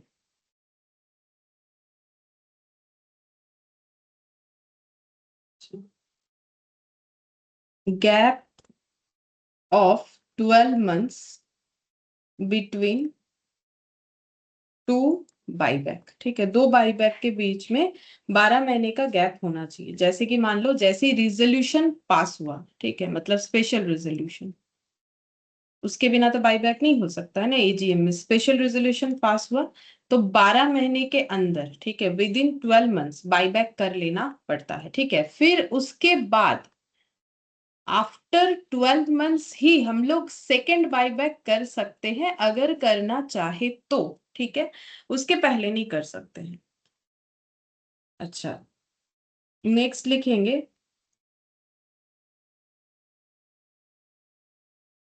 Buyback must be completed within 12 months of passing the resolution, ठीक है, resolution pass होने के 12 months के अंदर ही बाईबैक कर लेना पड़ेगा। वो देखो ऊपर भी मैंने ये जो यहाँ डायग्राम बनाया उसमें भी वही चीज दे दिया, ठीक है, मतलब एक ही बात है, ये लाइन और ये डायग्राम सेम हुआ, ये वाला डायग्राम है, ठीक है। और ये पूरा डायग्राम मिला तो फिर ये वाले पॉइंट को रिलेट कर सकते। अच्छा, if buyback is up to 10% of paid up share capital plus free reserve, the board of director resolution is enough to execute buyback. अगर 10% तक शेयर कैपिटल का बायबैक कर रहे हैं तो बोर्ड ऑफ डायरेक्टर का रिजोल्यूशन एनफ होता है, ठीक है। और नेक्स्ट यहाँ पर solvency position must be declared by company to the ROC signed by at least 2 directors, out of which one must be a managing director.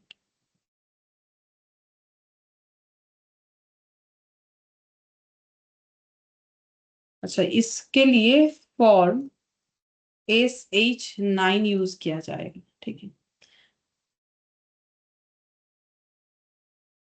ठीक है, बस इतना हमारे अकाउंट्स के लिए काफी है। अगर MCQ वगैरह पूछे, इससे ज्यादा इस पे कुछ पूछेगा नहीं, थोड़ा ज्यादा ही बता दिया, चलो इतना जरूरत उतना भी अकाउंट्स में है नहीं। फिर भी अगर हमें कुछ थोड़ा बहुत MCQ पूछ ले तो उसमें बन जाएगा इससे, ठीक है। अच्छा, अब हम लोग मेन क्वेश्चन एक करते हैं, चलो ये वाला इलास्ट्रेशन 1 बोल रहा है M limited furnishes the following balance sheet as at 31 March 20x1 equity and liability share holders fund share capital reserve surplus non current liability non current asset property plant equipment current asset, ये सब दिया हुआ है। यहाँ notes to accounts दिया हुआ है। अच्छा, शेयर कैपिटल में देख लो क्या क्या है इनके पास। ऑथराइज्ड, इशूड एंड सब्सक्राइब्ड, यही ऑथराइज्ड है, यही इशूड है, यही सब्सक्राइब्ड, मतलब सारा ही ऑथराइज जो था इशूड हो गया। 3 lakh equity share, 20,000 preference share, 100 etch वो 10 इच करके दोनों ये फुल्ली पेड अप है। चलो एक कंडीशन तो फुलफिल कर रहा है कि भाई फुल्ली पेड अप है तो बायबैक कर सकते हैं, क्योंकि बायबैक का क्वेश्चन है तो इक्विटी ही मेन है, हमें उस पर ध्यान रखना पड़ेगा। रिजर्व एंड सरप्लस में देखो कैपिटल रिजर्व है, रेवेन्यू रिजर्व है, सिक्योरिटीज प्रीमियम PL है। इसमें से फ्री रिजर्व कौन कौन हो गया? रेवेन्यू रिजर्व फ्री है, PL फ्री है, सिक्योरिटीज प्रीमियम इस पर्पस के लिए फ्री है, अदरवाइज वो फ्री होता नहीं है। कैपिटल रिजर्व कभी भी फ्री रिजर्व नहीं होता है। कैपिटल वो तो नाम से ही पता चल रहा है, नेचर कैपिटल है। लॉन्ग टर्म बोरिंग में डिवेंचर है, प्रॉपर्टी प्लांट इक्विपमेंट में कॉस्ट है PPE का और डिप्रिशिएशन है।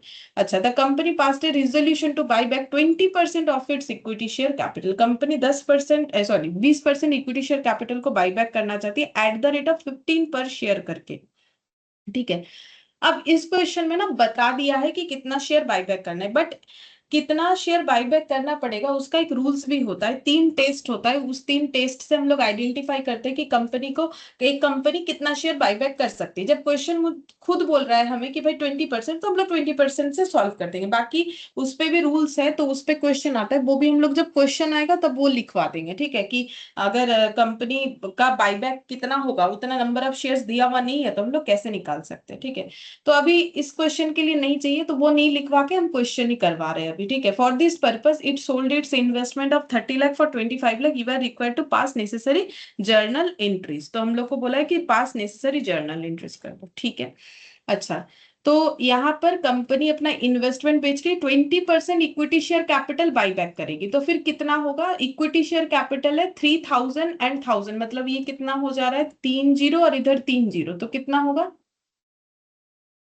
30 लाख, ठीक है। तो 30 लाख में से 20% अगर बाईबैक करना चाहेगी तो कितना हो जाता है नॉमिनल वैल्यू? 6 लाख। कितना होगा कैलकुलेट करके देखो। Nominal value of equity share to be buyback कितना हो जाएगा? टोटल है 30 लाख, ये रुपीज में है, ठीक है। हम ये शेयर कैपिटल का वैल्यू लिए, नंबर ऑफ शेयर्स का नहीं लिए। चाहो तो नंबर ऑफ शेयर्स का भी ले सकते हो, क्योंकि नॉमिनल वैल्यू लिख रहे हैं इसलिए मैंने रुपीज लिया है। एक ही बात है, जैसा करना चाहे हम लोग कर सकते हैं, आखिर में तो वैल्यू निकालना ही होता है। तो 20%, तो ये कितना हो जाएगा? 6 लाख। 6 10% लाख। 3 लाख होता है, 20% 6 लाख। 6 लाख, तो ये रुपीज में आ गया, ठीक है।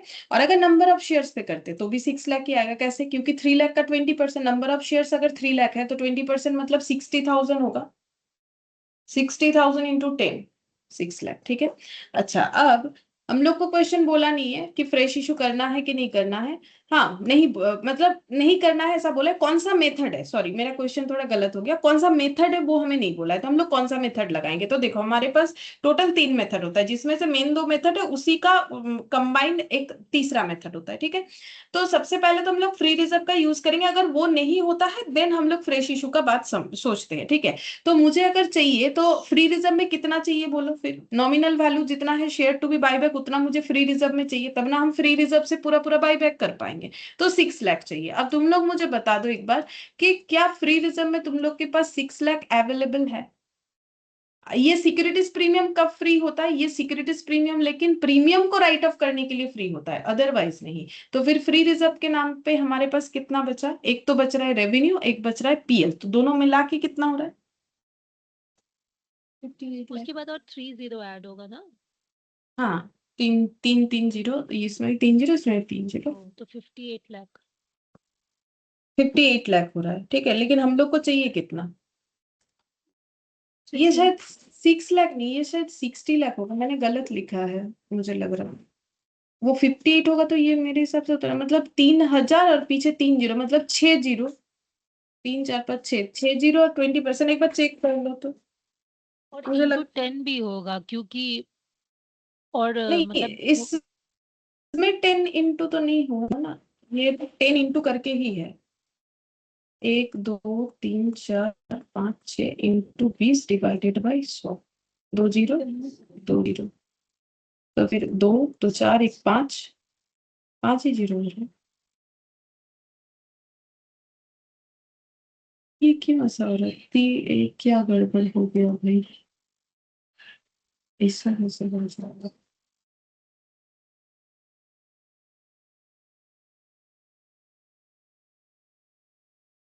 20% ऑफ इक्विटी कैपिटल, ऐसा क्यों होगा? अच्छा, 6 लाख ही होगा, 60 लाख नहीं होगा, ठीक ही है। इंटू 10 नहीं होगा ना, इंटू 10 तब होगा जब number of shares into nominal value होगा, ठीक ही है। 6 लाख ही होगा। मुझे ऐसा मतलब मुझे ऐसा अचानक लगा कि शायद ये जीरो कैलकुलेशन गलत हो गया, नहीं, वो इतना अमाउंट देख के मुझे लग रहा था यहाँ पर जो हम लोगों ने चेक किया। तो क्या ये 58 लाख हो रहा है या 5,80,000 हो रहा है? 4,000 और ये 1,800, ये कितना हो रहा है? 5,800 और पीछे 3 जीरो। हाँ, 58 लाख ही हो रहा है, ठीक है। 58 लाख ही हो रहा है ये वाला। तो क्या रिजर्व केपेबल है बाईबैक करवाने के लिए? हाँ। हाँ, तो फिर आराम से कर सकते हैं। हम लोग को चाहिए 6 लाख, ठीक है। तो हमारे पास कितना है रिजर्व में? ये रेवेन्यू रिजर्व कितना है? 4,000 और पीछे 3 जीरो, मतलब कितना होता है? 40 लाख। 40 लाख, ठीक है। 40 लाख हो गया। तो इसी से तो हो जाएगा। 40 लाख में से 6 लाख ले नहीं सकते हैं? ले सकते हैं ना आराम से, ठीक है। तो हम लोग रेवेन्यू रिजर्व से क्या बनाएंगे? सीआरआर बोलो, एंट्री क्या होगा? सीआरआर एक रिजर्व है, तो सीआरआर हो जाएगा 2 CRR, ठीक है। और ये रिजर्व खत्म होगा तो रिजर्व तो क्रेडिट होता है, जब खत्म हो जाएगा तो क्या हो जाएगा? रेवेन्यू। हम्म, कितना लिखेंगे? 6 लाख, इतना हमें चाहिए, ठीक है। बीइंग सीआरआर क्रिएटेड, ये लिखने से ही हो जाएगा। बीइंग सीआरआर क्रिएटेड, ठीक है।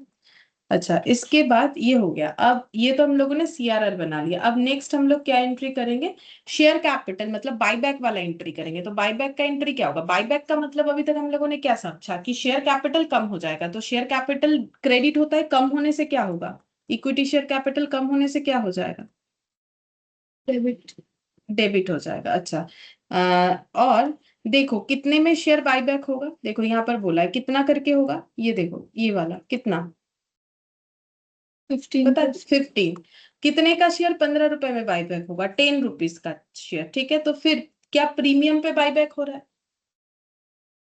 5 रुपीज प्रीमियम। 5 रुपीज। तो प्रीमियम लॉस है कंपनी के लिए, तो कंपनी लिखेगी premium on buyback debit 5 rupees, ठीक है। और यहाँ हमेशा नॉमिनल वैल्यू आता है जो कि 10 rupees into number of shares buyback कितना है, नंबर ऑफ शेयर्स, ठीक है, ये मत बता दो 6 lakh, number of shares buyback कितना है 3 लाख का 20%, 6,000, ठीक है। तो 6,000, ठीक है। तो कितना हो जाएगा 6 लाख, ये हो जाएगा 3 लाख। टू इक्विटी शेयर क्या लिखना पड़ता है, प्रेफरेंस शेयर में भी सिखाया था, टू इक्विटी शेयर होल्डर लिखना पड़ता है, ठीक है, कि हम लोग इन लोगों को देंगे, ठीक है। 9 लाख रुपीज हमें देना पड़ेगा। बीइंग अमाउंट, वहां ऐसे होता है preference share capital account debit premium on redemption to preference share holder, same चीज same, being amount due to equity share holder, ठीक है। अच्छा, अब प्रीमियम का पैसा हमें राइट ऑफ करना पड़ेगा, उसके लिए हम लोग क्या यूज करेंगे, सिक्योरिटीज प्रीमियम सबसे पहला ऑप्शन होता है। तो प्रीमियम में 3 लाख है, सिक्योरिटीज प्रीमियम में कितना है, कहाँ है सिक्योरिटीज प्रीमियम में 5 कितना है, लाख 5 लाख है। तो फिर आराम से कर सकते हैं, कहाँ चला गया, ये रहा 5 लाख, ठीक है। तो फिर सिक्योरिटीज प्रीमियम अकाउंट डेबिट हो जाएगा कितने से, 3 लाख, 3 लाख ही लेंगे ना, 5 लाख में से 3 लाख ले लेंगे, टू प्रीमियम ऑन 5 लाख कितना हो जाएगा 3 lakh, B premium return of, ठीक है। अच्छा, अब कंपनी ने अपना ये भी बेच दिया है, क्या बोलते हैं उसे, इन्वेस्टमेंट बेच दिया है बायबैक करने के लिए, तो उसका एंट्री क्या होगा, बोलो इन्वेस्टमेंट बेचने का एंट्री क्या होगा, bank to investment. Bank to investment, bank account debit to investment, कितना हो जाएगा, देखो कितने का है इन्वेस्टमेंट 30 लाख, कितने में बेच रहे हैं 25 लाख, तो बैंक अकाउंट डेबिट कितने से होगा 25 लाख। तो प्रॉफिट या लॉस, लॉस। लॉस, तो पीएल डेबिट करो 5 लाख, बीइंग इन्वेस्टमेंट सोल्ड। अच्छा, अब लास्ट एंट्री पे कर देंगे इक्विटी शेयर होल्डर को, तो बोलो एंट्री क्या होगा, equity share bank holder account debit to bank, कितना लिखना पड़ेगा 9 लाख। 9 लाख,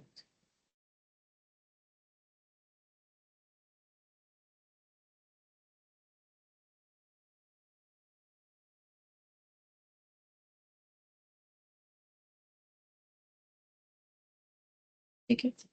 अच्छा,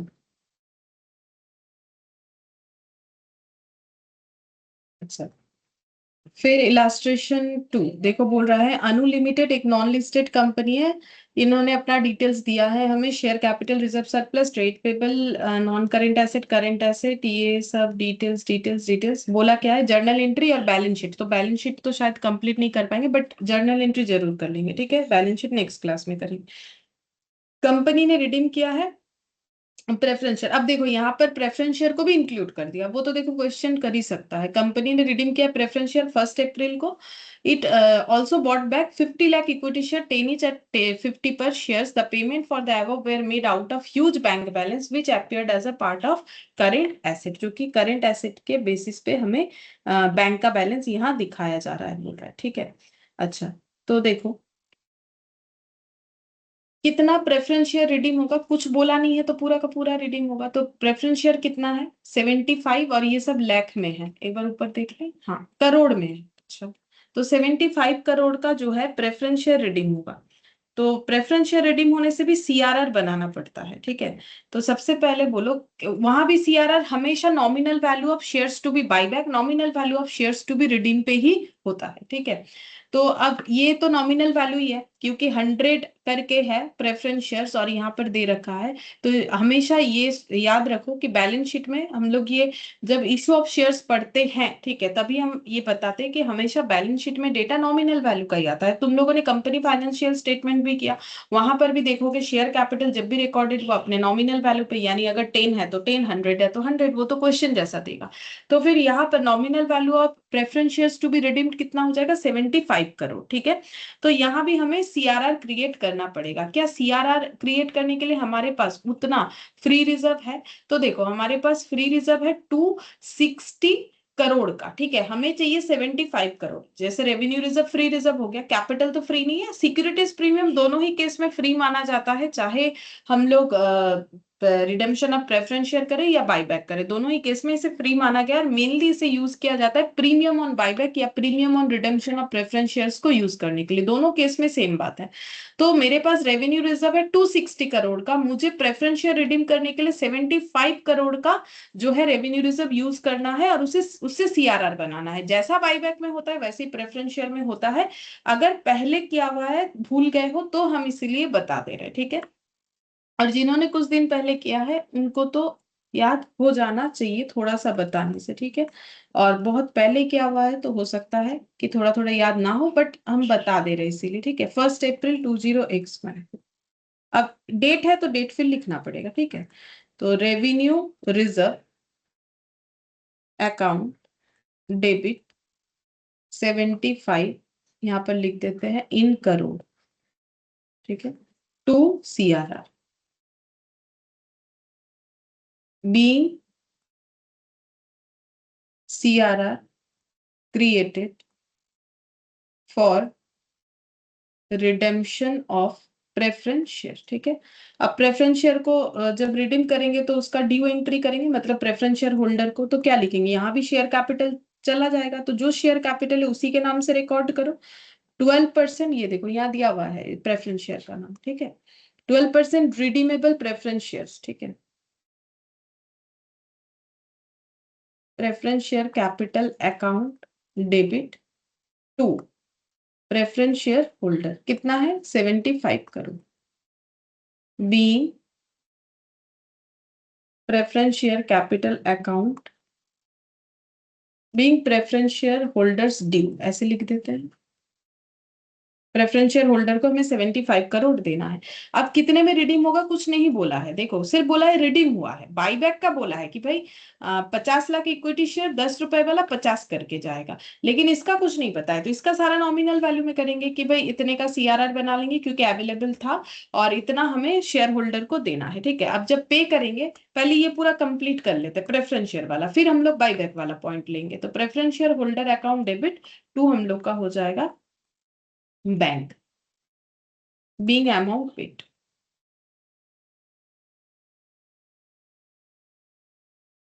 being amount paid, ठीक है। अच्छा अब बाईबैक के लिए अगर हम लोग रिजर्व का यूज करेंगे तो हमारे पास देखो 260 से 75 करोड़ गया है, बाकी पड़ा हुआ है। बाईबैक के लिए कितना सीआरआर क्रिएट करना पड़ेगा, पहले देखो nominal value of shares to be buyback कितना होगा। 50 लाख शेयर्स बाईबैक करना है, एक एक शेयर 10 रुपए का है, तो फिर nominal value of shares to be buyback कितना हो रहा है, number of shares 50 lakh into 10, तो ये हो जाएगा 500 लाख, ठीक है। 500 लाख, तो 500 लाख मतलब 500 और उसके पीछे और 5 जीरो, मतलब 5 करोड़, ठीक है। तो 260 में से अगर मेरा 75 करोड़ चला गया, अब भी मेरे पास 5 करोड़ लेने के लिए आराम से रेवेन्यू रिजर्व में अमाउंट पड़ा हुआ है, ठीक है। तो हम यहाँ मतलब इसमें भी सीआरआर क्रिएट करके यानी फ्री रिजर्व का यूटिलाइजेशन करके अपना बाईबैक कर सकते हैं। अगेन मुझे लिखना चाहिए revenue reserve account debit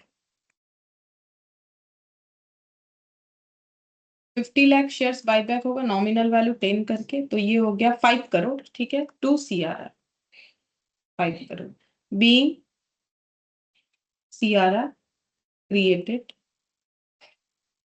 for buyback, ठीक है। अच्छा अब इस इक्विटी शेयर का इसमें ड्यू एंट्री कर देते हैं। तो equity share capital account debit, क्या प्रीमियम में बाईबैक हो रहा है, बिल्कुल 10 रुपए का शेयर 50, बोलो कितना प्रीमियम है, ₹10 का शेयर 50 बाईबैक प्राइस रखा है, कितना प्रीमियम है? 40 40।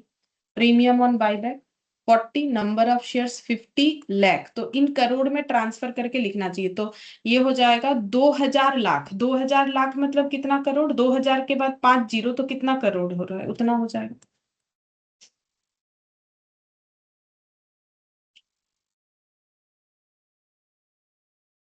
ट्वेंटी और 2 जीरो, और पीछे यहाँ पर 2000 मतलब 5 जीरो, 1 2 3 4 5, 200 20 करोड़ हो रहा है। हाँ 20 करोड़ हो गया। तो ये 20 करोड़ और ये 50 लाख इंटू 10 मतलब 500 लाख। 500 लाख मतलब 5 करोड़। 500 लाख का मतलब 5 करोड़ होता है, ठीक है। टू इक्विटी शेयर होल्डर, तो ये हो गया total 25 crore being amount due to equity share holder, being amount due to equity share holder, ठीक है। अच्छा, अब पे करेंगे तो equity share holder account debit to bank 25 25 being amount paid, being amount paid. अब जो प्रीमियम है दोनों ही केस में, ठीक है, premium on buyback as well as premium on ये नहीं, इसका तो प्रीमियम नहीं है, ठीक है, प्रेफरेंस शेयर का प्रीमियम नहीं था, तो प्रीमियम ऑन बाईबैक वो राइट ऑफ करना पड़ता, वो एंट्री पहले करने से बेटर होता, ठीक है। चलो कोई बात नहीं, उसमें कोई प्रॉब्लम नहीं है। तो 25 करोड़ चाहिए क्या? सिक्योरिटीज प्रीमियम में 25 करोड़ है? हाँ 25 करोड़ है। ये 20 होगा ना, मैंने 25, ये पेमेंट है। अच्छा 20 करोड़ चाहिए प्रीमियम ऑन बाईबैक, हम लोग के पास 25 करोड़ है, हाँ 5 करोड़ फिर भी बच जाएगा। तो securities premium account debit 20 to premium on buyback, ठीक है, बीइंग प्रीमियम रिटर्न ऑफ, ठीक है, बीइंग प्रीमियम रिटर्न हो गया। बस एंट्री तो इतना होगा, बाकी हम लोग को बना के देना है बैलेंस शीट, ठीक है। तो बैलेंस शीट आज नहीं बनाएंगे, तुम लोग कोशिश करके आराम से देख सकते हो, कुछ नहीं, लाइन बाय लाइन लिख के कर देना है। जैसे कि नए बैलेंस शीट में प्रेफरेंस शेयर नहीं रहेगा, इक्विटी शेयर जितना कम हो जाएगा बाकी दिखाना पड़ेगा, कैपिटल रिजर्व यूज नहीं हुआ एज इट इज रहेगा, सिक्योरिटीज प्रीमियम 20 चला गया 5 रहेगा, रेवेन्यू रिजर्व माइनस कर देना, जितना जितना चला गया बाकी रहेगा, ये तो एज इट इज रहेगा जैसा है। नॉन करेंट इन्वेस्टमेंट में इन्वेस्टमेंट इन्होंने बेचा है, इस केस में नहीं बेचा है, तो ये एज इट इज रहेगा, ठीक है। और जो पेमेंट के वजह से कैश चला गया वो माइनस कर देना, ठीक है। बाकी तो प्रेजेंटेशन है और कुछ भी नहीं है, ठीक है। ये बना हुआ ये जो मतलब बैलेंस शीट होता है उसको देख के कुछ मॉडिफाई करना आसान होता है। अगर कंपनी फाइनेंशियल स्टेटमेंट दे दे पूरा बनाने बोले तो भी ठीक है, चलो थोड़ा बहुत उसमें मेहनत लगता है, बट इसमें कोई मेहनत नहीं लगने वाला, ठीक है। ये बन जाएगा आराम से, तो मेरे हिसाब से जरूर एक बार ये कोशिश करके देखना चाहिए बन रहा है कि नहीं बन रहा है, ठीक है। बनना चाहिए, अगर नहीं बन रहा है तो फिर कंपनी फाइनेंशियल स्टेटमेंट चेक करना चाहिए, क्योंकि ये बहुत ही आसान है, नेक्स्ट क्लास में जब करेंगे तो समझ में आएगा और भी, ठीक है। चलो फिर आज इतना ही करते हैं।